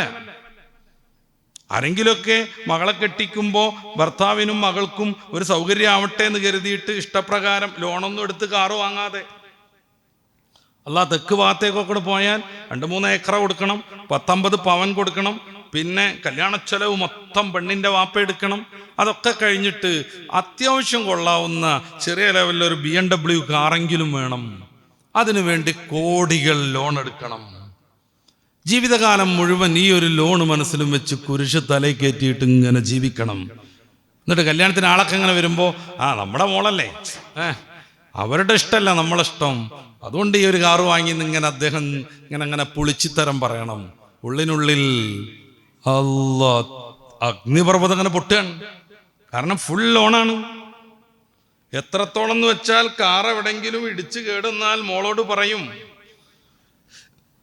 നീ ഒന്ന് വിളിച്ചു പറഞ്ഞേക്ക് ഉപ്പാനോട് ഇതിങ്ങനെ ഇടിച്ചിരിക്കണെന്ന്. പിന്നെ അത് കൊണ്ടുപോയിട്ട് സർവീസ് ചെയ്ത് നന്നാക്കി കൊടുക്കേണ്ട ബാധ്യത പോലും, അതായത് ലൈഫ് ലോങ് ബാധ്യതയാണ് ഈ മനുഷ്യൻ ഏറ്റെടുക്കുന്നത്. ഇതല്ല, നിർബന്ധമായും കൊടുക്കേണ്ടത് പെണ്ണിന് അങ്ങോട്ടാണ് മഹർ. അത് എത്രയോ ആവാം. മഹർ കൂടി വന്ന് പുരുഷന്മാർക്ക് പെണ്ണ് കെട്ടാൻ പറ്റാത്തൊരവസ്ഥ വന്നപ്പോൾ മഹർ കൺട്രോൾ ചെയ്യണമെന്ന് മഹാനായ ഉമർ റളിയല്ലാഹു അൻഹു ഒരു പ്രഭാഷണം നടത്തി. പ്രഭാഷണം കഴിഞ്ഞ് അവർ ഇറങ്ങിപ്പോകുമ്പോൾ ഒരു സ്ത്രീ ചോദിച്ചു, അല്ല പള്ളിയിൽ നിന്ന് ഇങ്ങനെ പ്രസംഗം കേട്ടല്ലോ മഹർ ചുരുക്കണമെന്ന്, എന്തേ? കിന്താർ, ഒരു കൂമ്പാരം മഹർ കൊടുത്താലും അത് മഹറായി കൂടുമെന്ന എന്തേ ഖുർആനിലെ വചനം ഖലീഫത്തുൽ മുഅ്മിനീൻ മറന്നുപോയോ എന്ന് ആ സ്ത്രീ ചോദിച്ചു. ഉമർ റളിയല്ലാഹു അൻഹു ഞെട്ടിപ്പോയി, ഓടി വന്നു. പള്ളിയിൽ നിന്ന് പിരിഞ്ഞവരൊക്കെ പിന്നെയും വിളിച്ചു കൂട്ടി, വരി ഒരു പ്രധാനപ്പെട്ട കാര്യം പറയാണ്ടെന്ന് പറഞ്ഞു. മഹാനായ ഉമറുൽ ഫാറൂഖ് തങ്ങൾ പിന്നെയും കയറി മെഹ്റാബിൽ മിമ്പറിന്റെ ഉച്ചയിലെത്തിയിട്ട് അദ്ദേഹം പ്രഖ്യാപിച്ചു,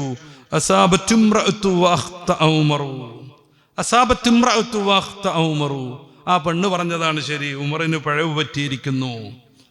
കിന്താറും മിനദ്ദഹബ് കൊടുത്താലും അത് മഹറാണ്, ഒരു കൂമ്പാരം സ്വർണം കൊടുത്താലും മഹറാണ്. പെണ്ണിന് അങ്ങനെ ഒരു അവകാശം ഇസ്ലാം അനുവദിച്ചു.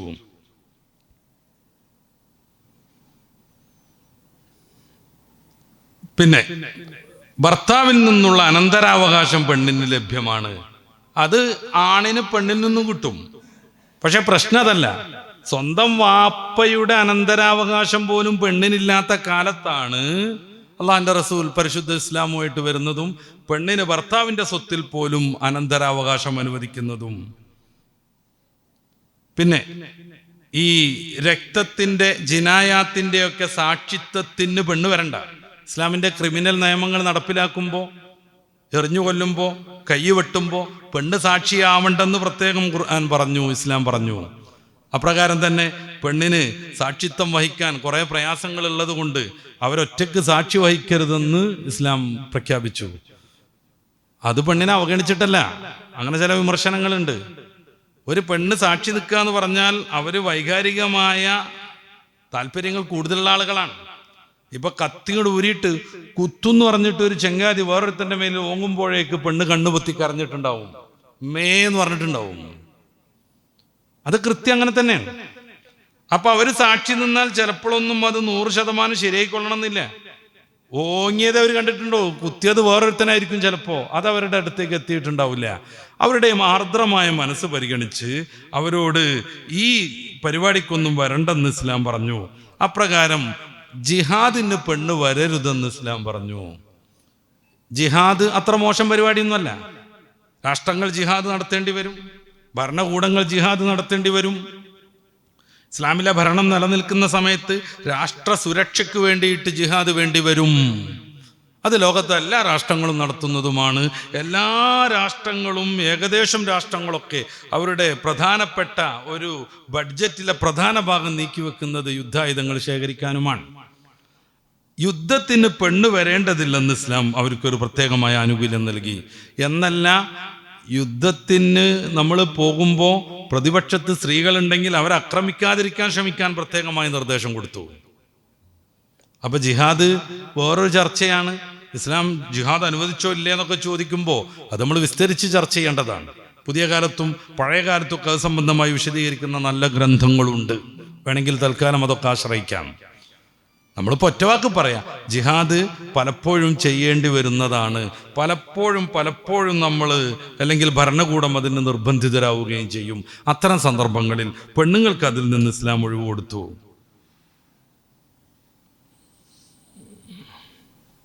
അതേപ്രകാരം അവർക്ക് കാവല് നിൽക്കാൻ പറ്റും വിധത്തിലുള്ള ഒരു മഹറമായ ആളില്ലെങ്കിൽ ഹജ്ജ് നിർബന്ധമില്ലെന്ന് പെണ്ണിന് ഇസ്ലാം പ്രത്യേകമായൊരു ആനുകൂല്യം കൊടുത്തു. നമ്മൾ നേരത്തെ അത് വിശദീകരിച്ചിട്ടുണ്ട്.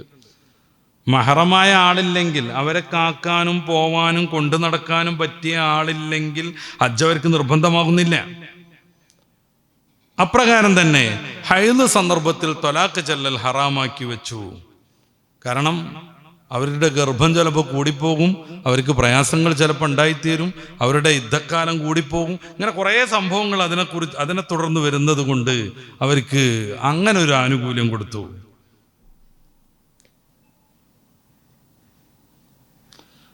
പുരുഷൻ യോഗ്യനല്ലെന്ന് ബോധ്യപ്പെട്ടാൽ പെണ്ണിന് ആ പുരുഷനിൽ നിന്ന് മോചനം നേടാനുള്ള വകുപ്പുകൾ പരിശുദ്ധ ഇസ്ലാം അനുവദിച്ചു കൊടുത്തു.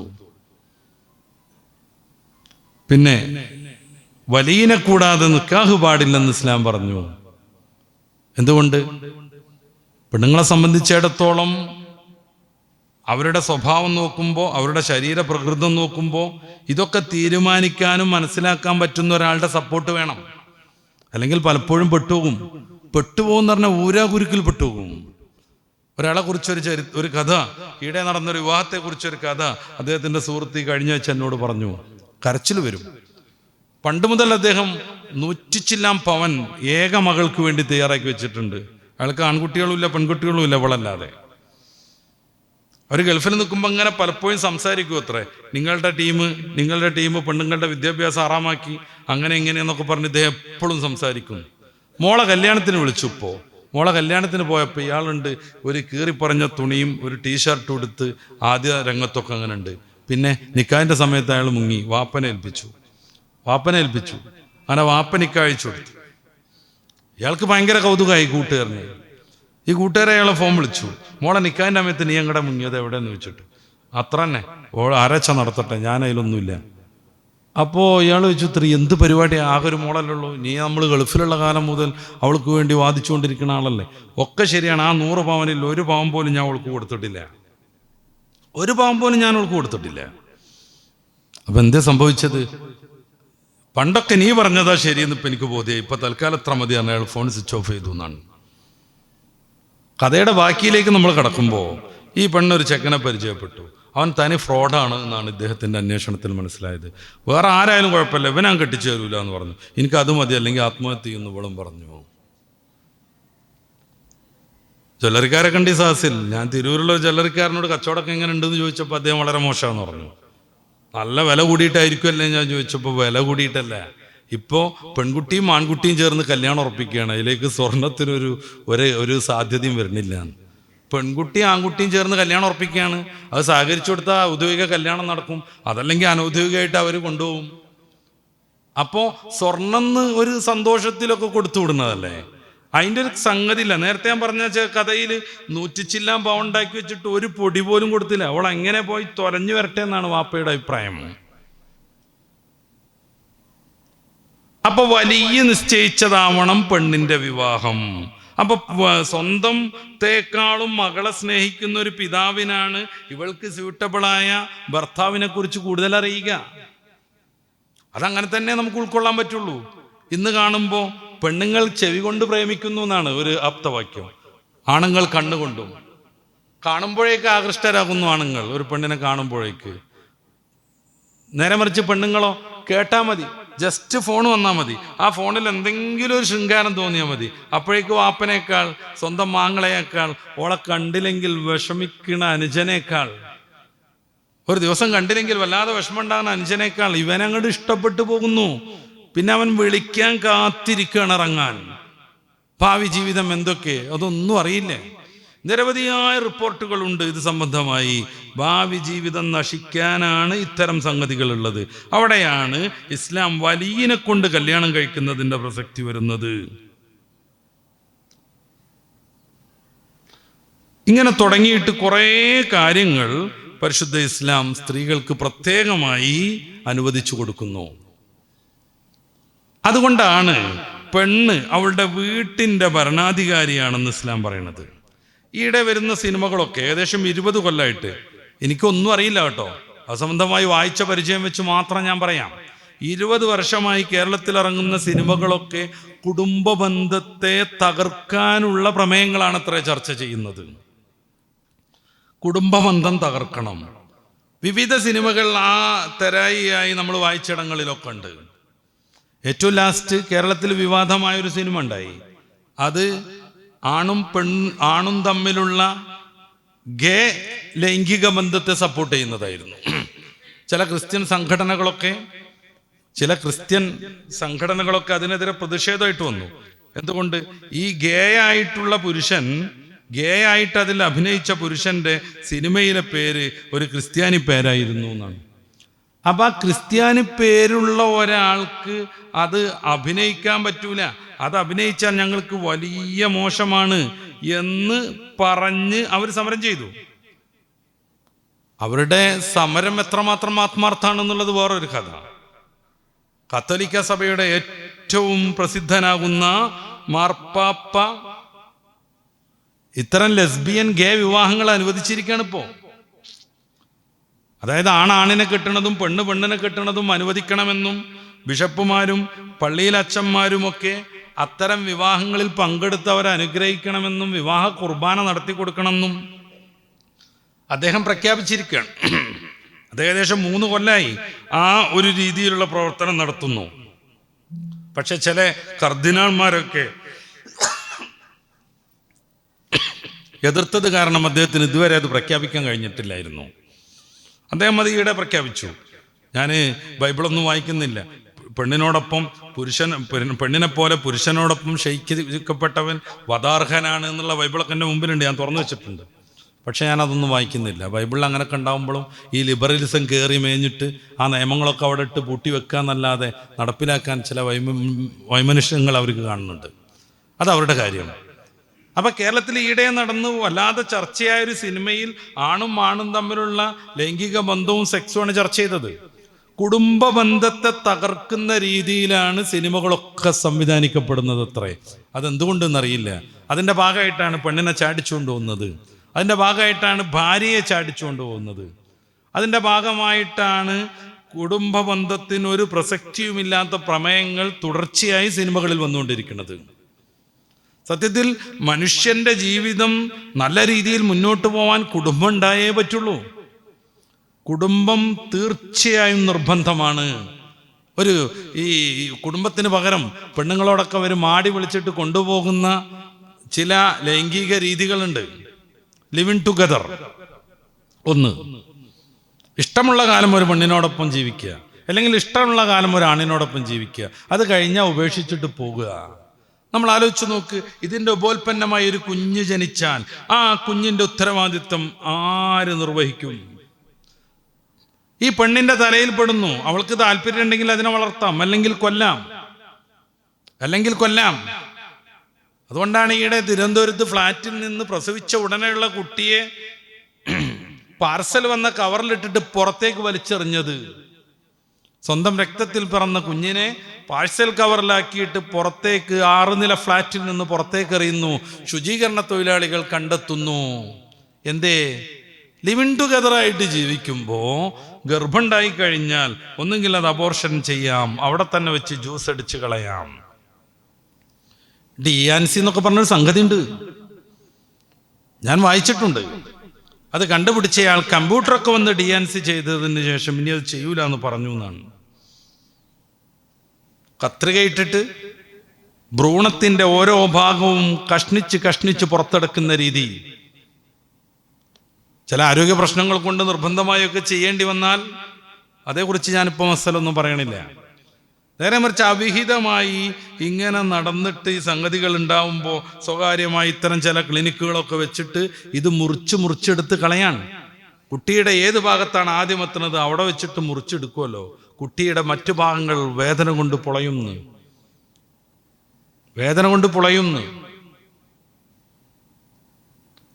നമ്മൾ ആലോചിക്കേണ്ട കാര്യം, ഒരു കുടുംബത്തിലാണ്, ഔദ്യോഗിക വിവാഹത്തിലാണ് ഗർഭം ധരിക്കണതെങ്കിൽ ആ കുടുംബത്തിൽ മൊത്തം ആഹ്ലാദമായിരിക്കും. അവർ കാത്തുകാത്തിരിക്കുകയായിരിക്കും. ആ പെണ്ണിനെ പരിചരിക്കാൻ ആളുകൾ മത്സരമായിരിക്കും. ഭർത്താവിന് പ്രത്യേകമായി ഇഷ്ടം അവളോട് തോന്നിത്തുടങ്ങും. അതുവരെയുള്ള ഇഷ്ടത്തേക്കാൾ കൂടുതൽ തോന്നും. ഭർത്താവിൻ്റെ വീട്ടുകാർ അവളോട് നന്നായിട്ട് ആർദ്രതയിൽ ഇടപെടും. അതിൻ്റെ ഭാഗമായിട്ടാണ് പണ്ടൊക്കെ ഉണ്ടായിരുന്ന പള്ള കാണാൻ പോകലൊക്കെ. പള്ളൊന്നും കാണൂല. ഞങ്ങൾ നിന്നെ സപ്പോർട്ട് ചെയ്യുന്നുണ്ട് എന്നതിന് അവൾ ഇഷ്ടപ്പെടുന്ന പലഹാരങ്ങളും മറ്റുമൊക്കെ ആയിട്ട് എല്ലാവരും കൂടി ചെല്ലുകയാണ്. അന്നത്തെ ദിവസം സന്തോഷത്തിൽ അവർ നിൽക്കുകയാണ്. ഇവളോടൊപ്പം തമാശ പറഞ്ഞ് വർത്തമാനം പറഞ്ഞ് അവളെ മനസ്സിന് വലിയൊരു ആശ്വാസം കൊടുത്തു പോരാണ്. ഇതങ്ങനെയല്ല. എങ്ങനെയാണ് ഇതിനെ നശിപ്പിക്കുക എന്നുള്ളത് ആലോചിച്ചുകൊണ്ടിരിക്കുന്നു. അറേബ്യൻ കാട്ടാളന്മാർ പെൺകുട്ടികൾക്ക് ജനിക്കാൻ സമ്മതം നൽകിയെങ്കിൽ ജനിക്കുന്നതിൻ്റെ മുമ്പ് കൊന്നുകളയുന്നു പെണ്ണിനെയും ആണിനെയും ആധുനിക കാട്ടാളന്മാർ. ഇതാണ് കണ്ടുവരുന്നത്. എന്തുകൊണ്ട്? Living together. ഇതെനിക്കൊരു ബാധ്യതയാകും. സംരക്ഷിക്കാൻ ആളില്ല. അയാൾക്ക് ഇഷ്ടമുള്ളിടത്ത് അയാൾ ഇനിയും പോകും, മാറിക്കളിച്ചുകൊണ്ടിരിക്കും. അതല്ലെങ്കിൽ ആണും പെണ്ണും ഒക്കെ ആയിട്ട് സെക്സ് നടത്തി ജീവിക്കണം. മറ്റൊരു പരിഹാരം. അതിൻ്റെ ആരോഗ്യ വിഷയങ്ങൾ ധാരാളം ചർച്ച ചെയ്യപ്പെട്ടിട്ടുണ്ട്. ലോകത്തെ ഏറ്റവും കൂടുതൽ എയ്ഡ്സ് ബാധിതരും എയ്ഡ്സ് പ്രചരിപ്പിക്കുന്നവരും ഈ ടീമാണ്. ഏറ്റവും കൂടുതൽ ഗുദാർബുദമുണ്ടാകുന്നത് ഗേകൾക്കാണ്. ഏറ്റവും പുതിയ പഠനമനുസരിച്ച് 16 രാഷ്ട്രങ്ങളിൽ മങ്കി പോക്സ് എന്ന് പറയുന്ന കുരങ്ങു വസൂരി സ്ഥിരീകരിച്ചതിൽ 98% ഗേകളായിരുന്നു, അല്ലെങ്കിൽ ബൈസെക്ഷനുകളായിരുന്നു. ഇത് ചില്ലറ കഥല്ല, അന്തമുട്ട് പറയല്ല. വേൾഡ് ഹെൽത്ത് ഓർഗനൈസേഷൻ പുറത്തിറക്കിയ കണക്കിന്റെ മുന്നിലുണ്ട്. കുരങ്ങു വസൂരി എന്ന് പറയുന്ന മാരകമായ രോഗം, അത് പിടിപെട്ട 16 രാഷ്ട്രങ്ങളെ കുറിച്ചുള്ള പഠനത്തിൽ ഏറ്റവും കൂടുതൽ 98% ഗേകളായിരുന്നു. ആണും ഇങ്ങനെ കല്യാണം കഴിച്ച് നടക്കുന്നവരായിരുന്നു. 1965 അമേരിക്കയിലെ കാലിഫോർണിയയിൽ ആദ്യമായി എയ്ഡ്സ് എന്ന രോഗം കണ്ടുപിടിക്കുന്നത്. ആ എയ്ഡ്സ് രോഗം കണ്ടുപിടിച്ചത് 5 ഗേകളിലായിരുന്നു. 5 ഗേകളിലായിരുന്നു. അമേരിക്ക എത്ര ബൗദ്ധികമായി പുരോഗതി പ്രാപിച്ച നാടാണ്. അവിടെയുള്ള എയ്ഡ്സ് രോഗികളിൽ 78% ഗേകളാണ്. അവിടെയുള്ള എയ്ഡ്സ് രോഗികൾ 78% ഗേകളാണ്. ഒരു കാര്യം കൂടെ മനസ്സിലാക്കണം. അമേരിക്കൻ ജനതയിൽ 2% മാത്രമാണ് ഗേകളാണെന്ന് റിപ്പോർട്ട് ചെയ്തിട്ടുള്ളവർ. എന്ന് വെച്ചാൽ അമേരിക്കയിലെ ആകെ എയ്ഡ്സ് രോഗികളിൽ 78%, 2% വരുന്ന അമേരിക്കൻ ജനങ്ങളാകുന്ന ഗേകളിൽ നിന്ന് വരുന്നു. എത്ര മാരകാണിത്! കുറച്ചുകൂടെ ചീഞ്ഞളിഞ്ഞ കഥകളുണ്ട്. അമേരിക്കയിലെ പ്രധാനപ്പെട്ട നഗരം സാൻ ഫ്രാൻസിസ്കോ, അത് ഗേകളുടെ തലസ്ഥാനം എന്നറിയപ്പെടുന്നു. ഗേകളുടെ തലസ്ഥാനം. അവിടെയാണ് ഏറ്റവും കൂടുതൽ ലോകത്ത് ഗേകൾ ഉള്ളത്. ആണും കല്യാണം കഴിച്ച് ജീവിക്കുന്നവരുള്ളത്. അവിടെയുള്ള പ്രാദേശിക ഭരണകൂടങ്ങളുടെ പ്രധാനപ്പെട്ട ഒരു അധ്വാനം ഡയപ്പർ സംസ്കരിക്കാനാണ്. ഡയപ്പർ സംസ്കരിക്കാൻ. എന്തിന്? അള്ളാഹു നിശ്ചയിച്ച രീതിയിലല്ലാതെ അവരുടെ വിസർജന ഭാഗത്തിലൂടെ ലൈംഗിക ബന്ധത്തിൽ ഏർപ്പെട്ടാൽ അതിൻ്റെ നൈസർഗികത നഷ്ടപ്പെടുന്നു. പിന്നെ അറിയാതെ ലീക്കായിക്കൊണ്ടേയിരിക്കും. അത് കാരണം പുറത്തിറങ്ങണമെങ്കിൽ അവരിത്തരം സംവിധാനങ്ങൾ ഡയപ്പർ കെട്ടിയിരിക്കണം. ഈ സാധനം മാലിന്യം നിറയുമ്പോൾ അവർ ഉപേക്ഷിക്കും അവിടെയും ഇവിടെയും. ഇത് സംസ്കരിക്കാനാണത്രേ ആ നാട്ടിലെ പ്രാദേശിക ഭരണകൂടം കൂടുതലായി അധ്വാനിക്കുന്നത്. ഇതാണ് ഒരു പരിഹാരം കുടുംബജീവിതത്തിന്. കുടുംബജീവിതം വേണ്ട എന്നുള്ളതിന് പിന്നെ വെക്കാനുള്ളൊരു പരിഹാരമാണ് ആണും പെണ്ണുമായിട്ട് ജീവിക്കുക എന്നുള്ളത്. അതിൻ്റെ വളരെ നേരിയ ചില സൈഡ് എഫക്റ്റുകളാണ് ഞാൻ പറയുന്നത്. ഗുദാർബുദം കൂടുതലായി ഉണ്ടാകുന്നു. ഇതൊരിക്കലും നൈസർഗികമല്ല, പ്രകൃതിപരമല്ല. ആ ഒരു ഭാഗത്തെ അള്ളാഹു ഇതിന് സൃഷ്ടിച്ചിട്ടേയില്ല. ഇങ്ങോട്ട് വേസ്റ്റ് പോരാനല്ലാതെ അങ്ങോട്ടൊന്നും പ്രവേശിക്കാൻ പാടില്ലാത്ത വിധമാണ് അതിൻ്റെ സംവിധാനം. അതുകൊണ്ട് ഗംഭീരമായി അത് ശ്രദ്ധിക്കേണ്ടതുണ്ട്. അതുകൊണ്ടാണ് ദുഃഖറാൻ എന്ന് ഖുർആൻ ചോദിക്കുന്നത്. നിങ്ങൾ ലൈംഗിക മോഹം തീർക്കാൻ ആണുങ്ങളെ സമീപിക്കുന്നു എന്ന്. ലൂത്ത് നബിയുടെ സമൂഹത്തെ കീഴ്മേൽ ഭൂമിയെ മറിച്ചിട്ട് അള്ളാഹു നശിപ്പിക്കാനുള്ള കാരണം ഈ ഒരു വൃത്തികേടായിരുന്നു. അപ്പൊ കുടുംബജീവിതത്തെ തകർക്കണം. നമുക്കറിയാലോ, ഫെമിനിസമൊക്കെ അതിനു വേണ്ടിയാണ് രൂപപ്പെട്ടത്. പെണ്ണുങ്ങൾ പീഡിപ്പിക്കപ്പെടുന്നു എന്നുള്ള ന്യായവും പറഞ്ഞ്, പീഡിപ്പിക്കാനുള്ള കാരണം കുടുംബബന്ധാണെന്നും പറഞ്ഞ്, കുടുംബബന്ധം ഒഴിവാക്കണമെങ്കിൽ കല്യാണം ഉപേക്ഷിക്കണം എന്നും പറഞ്ഞിട്ട് പെണ്ണുങ്ങളൊക്കെ അവർ പുറത്തിറക്കി സമരം ചെയ്തു. ഞങ്ങൾ കൊള്ളാമെന്നും പറഞ്ഞിട്ട് റാഡിക്കൽ ഫെമിനിസമൊക്കെ ഉണ്ട്. അള്ളാഹുവെ, ഇവിടെ വിശദീകരിക്കാൻ പറ്റൂല അവരുടെ നിയമ സംവിധാനങ്ങൾ. സെക്സിൽ പോലും ഈക്വാലിറ്റി വേണമെന്ന് അവർ പറയുന്നു. സെക്സിന്റെ പൊസിഷനിൽ പോലും ഈക്വാലിറ്റി വേണമെന്ന് അവർ പറയുന്നു. കുടുംബബന്ധത്തെ തകർക്കാനാണത്രേ പുതിയ കാലത്തിറങ്ങുന്ന എല്ലാ സിനിമകളും ശ്രമിച്ചുകൊണ്ടിരിക്കുന്നത്. അതുകൊണ്ട് ഛിദ്രത കൂടുന്നു, ചാടിപ്പോക്ക് കൂടുന്നു, തോരാ കണ്ണീരുമായി മാതാപിതാക്കൾ കാത്തിരിക്കുന്നു. മുസ്ലിങ്ങൾ ലവ് ജിഹാദ് നടത്തുക എന്നൊക്കെ പറഞ്ഞ് ബഹളം വെക്കുന്നതിനിടയിൽ മറന്നുപോകുന്ന ഇത്തരം യാഥാർത്ഥ്യങ്ങളുണ്ട്. അന്യപെണ്ണിനെ നോക്കാൻ പാടില്ലെന്ന് കർക്കശമായി പറഞ്ഞ മതം ഇസ്ലാം. അന്യപെണ്ണിനോട് സല്ലപിക്കാൻ പാടില്ലെന്ന്, അന്യപെണ്ണിനോടൊപ്പം യാത്ര പോകാൻ പാടില്ലെന്ന്, ഒരിടത്ത് ഒരുമിച്ച് കൂടാൻ പാടില്ലെന്ന് പാട്ടുകാരൻ ഏതൊക്കെ രീതിയിൽ പാടിപ്പറഞ്ഞാലും ഇന്ന് ക്ലാസ് കട്ട് ചെയ്ത് പോരാൻ പാടില്ലെന്ന് കൃത്യമായി നിഷ്കർഷ വെക്കുന്ന മതം എങ്ങനെയാണ് ലവ് ജിഹാദ് നടത്തിയിട്ട് ഒരു അന്യപെണ്ണിനെ ചാടിച്ചുകൊണ്ട് പോരുന്നത്? പെണ്ണിനെ കാണാൻ പറ്റൂല, സംസാരിക്കാൻ പറ്റൂല, ഒന്നിച്ച് യാത്ര ചെയ്യാൻ പാടില്ല, ഒന്നിച്ചിരിക്കാൻ പാടില്ല. അത് കൃത്യമായി പറയുന്ന കഠിനമായ ഹറാമാണെന്ന് പ്രഖ്യാപിക്കുന്ന മതം എങ്ങനെയാണ് അന്യ മതത്തിൽപ്പെട്ടതോ ഈ മതത്തിൽപ്പെട്ടതോ ആയ ഒരു പെണ്ണിനോട് ശൃംഗരിക്കാനും സല്ലപിക്കാനും പ്രണയിക്കാനും പ്രേമിക്കാനും കിഡ്നാപ്പ് ചെയ്യാനും പറയുന്നത്? അതൊരിക്കലും സാധ്യമല്ല. വ്യാപകമായി അങ്ങനെ ചാടിപ്പോകുന്നുണ്ടെന്ന് ഏതെങ്കിലും സൊസൈറ്റിക്ക് തോന്നുന്നുണ്ടെങ്കിൽ മക്കളെ സിനിമ കാണുന്നത് നിർത്തണം. പുതിയ കാല സിനിമകളിലൊക്കെ പ്രമേയം വന്നത് അതാണത്രേ. ഏതെങ്കിലും രീതിയിൽ ഒരു പെണ്ണിനെ അടിച്ചുകൊണ്ട് പോരണം. ആദ്യഘട്ടത്തിലൊക്കെ പ്രയാസങ്ങളുണ്ടെങ്കിലും പിന്നീട് അവരുമായി നല്ല മനോഹരമായ ജീവിതം നയിക്കുന്നത് അഭ്രപാളിയിൽ വരുന്നു. അഭ്രപാളിക്കപ്പുറം നടക്കുന്ന ചീഞ്ഞളിഞ്ഞ കഥകൾ സമൂഹം ചർച്ച ചെയ്യുമ്പോൾ ഇതുള്ളിലും പുറത്തും ഇങ്ങനെ തന്നെയാണെന്നും ഇതുവഴി സമൂഹത്തിന് കിട്ടുന്ന മെസ്സേജ് ഇതാണെന്നും നമ്മൾ മനസ്സിലാക്കണം. അല്ലാതെ ഏതെങ്കിലും ഒരു മതത്തിൻ്റെ പിന്നാലെ ഏതെങ്കിലും വൃത്തികെട്ട ചിന്തയും വെച്ചിട്ട് ലവ് ജിഹാദ് എന്നും പറഞ്ഞു പോരല്ല വേണ്ടത്. പല വിധത്തിലുള്ള അന്വേഷണങ്ങളുണ്ടായി, പല വിധത്തിലുള്ള പോലീസ് അന്വേഷണങ്ങൾ നടന്നു. ക്രൈംബ്രാഞ്ച്, CBI, അങ്ങനെ വലിയ വലിയ തലത്തിലുള്ള പോലീസുമാരൊക്കെ എല്ലാവരും പ്രഖ്യാപിച്ചതും എല്ലാവരും റിപ്പോർട്ട് കൊടുത്തതും ലവ് ജിഹാദ് എന്ന് പറയുന്ന പരിപാടി കേരളത്തിൽ ഇല്ല എന്നാണ്. എന്നാലും പറഞ്ഞുകൊണ്ടിരിക്കും. ഇടവകകളുടെ വിശുദ്ധി പോലും മാനിക്കാതെ പച്ചക്കള്ളം ഇടയലേഖനങ്ങൾ ഇറക്കും.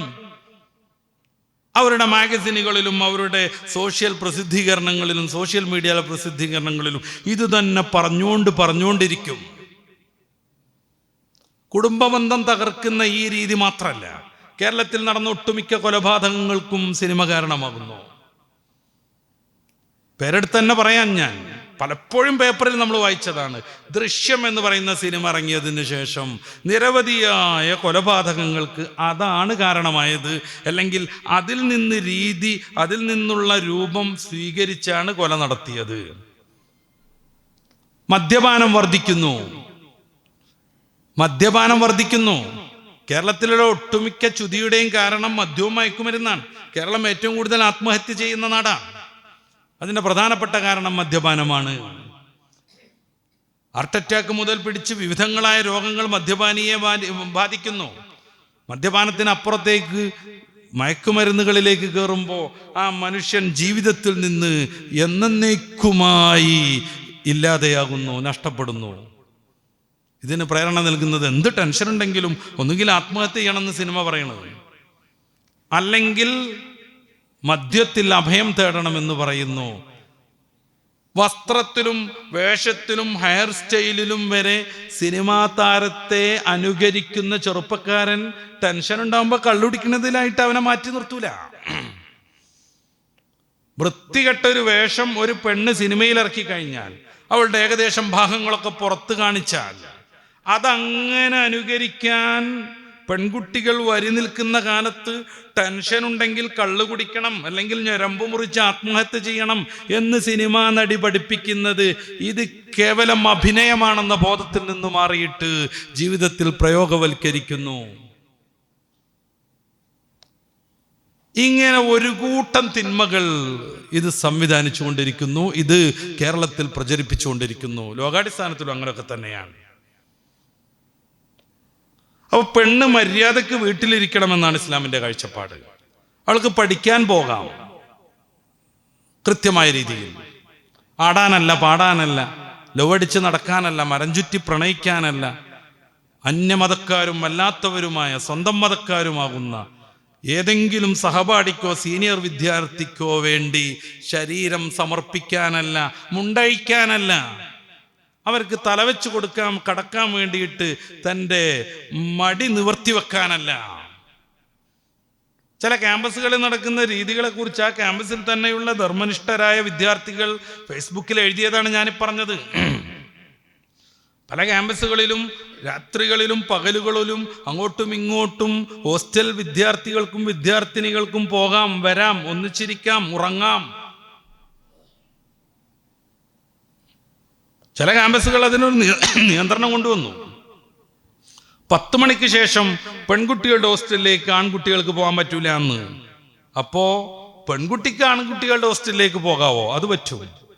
നമ്മുടെ കോഴിക്കോട് മെഡിക്കൽ കോളേജിൽ വൈകുന്നേരമായി കഴിഞ്ഞാൽ, ഇരുട്ടായി കഴിഞ്ഞാൽ എല്ലാവരും ഉള്ളിലെത്തണമെന്ന രീതിയിൽ ഒരു നിയമം കൊണ്ടുവന്നു. സമരം ചെയ്ത് പൊളിച്ചു കളഞ്ഞു. അത് സമരം ചെയ്ത് പൊളിച്ചു കളഞ്ഞു. ഇതിനല്ല, പഠിക്കേണ്ട ആവശ്യത്തിന് വേണ്ടി സുരക്ഷിതമായ രീതിയിൽ അവർക്ക് പോകാം. ജോലി ചെയ്തേ ജീവിക്കാൻ പറ്റൂ എങ്കിൽ നിർബന്ധമായും പെണ്ണ് ജോലിക്ക് പോകാം. മക്കളെ പോറ്റാൻ വേറെ സംവിധാനങ്ങളില്ലെങ്കിൽ സമൂഹത്തിൽ അവർ ചെയ്താൽ മാത്രം വൃത്തിയായി നടക്കുന്ന ജോലികൾ, ഇപ്പോൾ ഉദാഹരണമായിട്ട് ഒരു ഗൈനക്കോളജിസ്റ്റ്, അതൊരു ആൺ ഗൈനക്കോളജിസ്റ്റ് അല്ല. ഏറ്റവും നല്ലത് വിദഗ്ധയായ സ്ത്രീ ഗൈനക്കോളജിസ്റ്റ് ഉണ്ടാവണം. സമൂഹത്തിൽ അത് നിർബന്ധമാണ്. അവർക്ക് ഡോക്ടറേറ്റ് പഠിക്കാം, MBBS കഴിഞ്ഞിട്ട് അതിൻ്റെ അപ്പുറം പഠിക്കാം, സൂപ്പർ സ്പെഷ്യാലിറ്റിയിലേക്ക് പോകാം.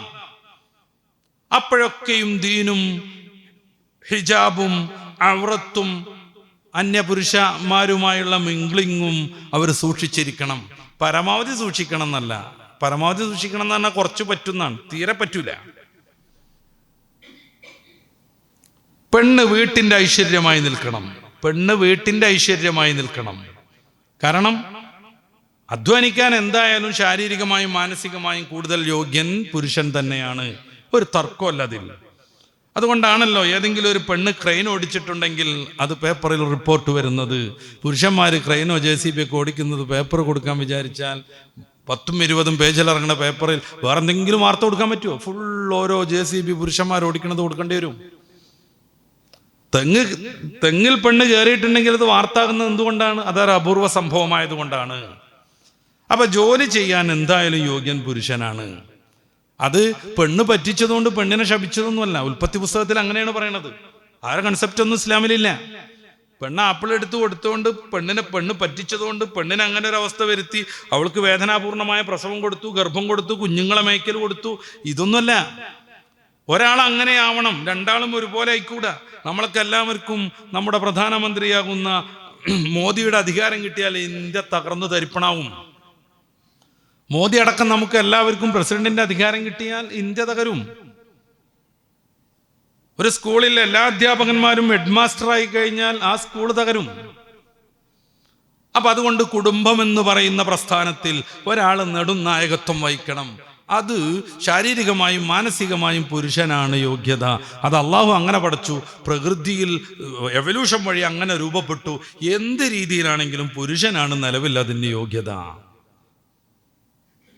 അതുകൊണ്ട് പെണ്ണ് ഒതുങ്ങിയിരുന്ന് കുടുംബത്തിന് സേവനം ചെയ്ത് അവിടുത്തെ രാജ്ഞിയായി വാഴണം.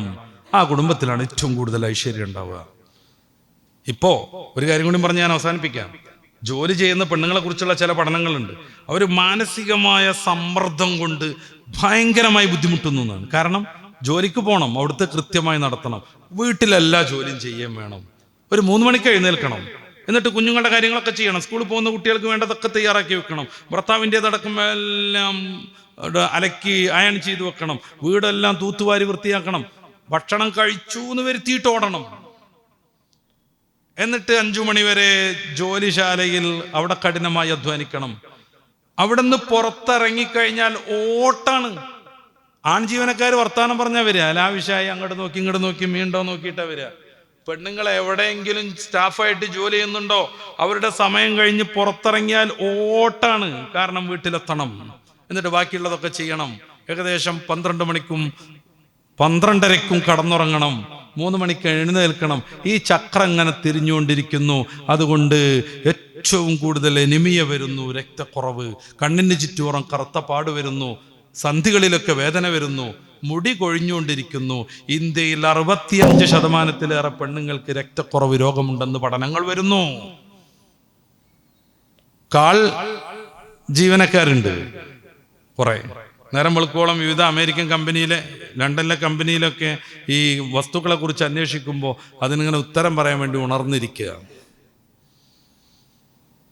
ആ പെണ്ണുങ്ങളുടെ ജീവിതം ഒരു 30-35 വയസ്സാവുമ്പോഴേക്ക് അനാരോഗ്യകരമായ പ്രശ്നം, അനാരോഗ്യം, വിവിധങ്ങളായ രോഗങ്ങൾ കൊണ്ട് കഷ്ടപ്പാടിലേക്ക് എത്തുന്നുവെന്ന് പഠനങ്ങളുണ്ട്.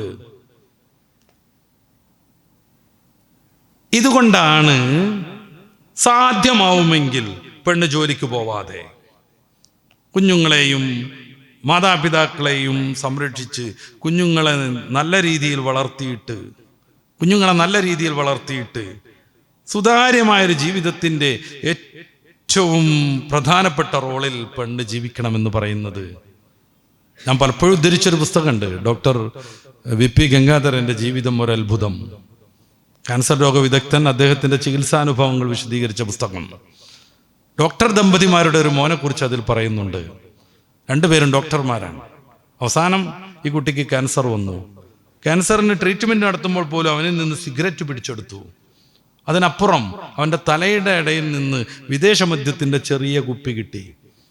വളരെ സുരക്ഷിതമായി ഭക്ഷണം പോലും ഡോക്ടറുടെ നിർദ്ദേശപ്രകാരം മാത്രം കഴിക്കേണ്ട കീമോതെറാപ്പിയുടെ സന്ദർഭത്തിൽ എങ്ങനെയാണ് കുട്ടിക്ക് ക്യാൻസറുമായി വളരെയേറെ ബന്ധമുള്ള മദ്യവും സിഗരറ്റൊക്കെ കിട്ടിയത് എന്നുള്ള അന്വേഷണം അമ്മയാകുന്ന ഡോക്ടറിലേക്ക് എത്തിച്ചേരുന്നു. അവരത് കൊണ്ടു കൊടുക്കുന്നത്.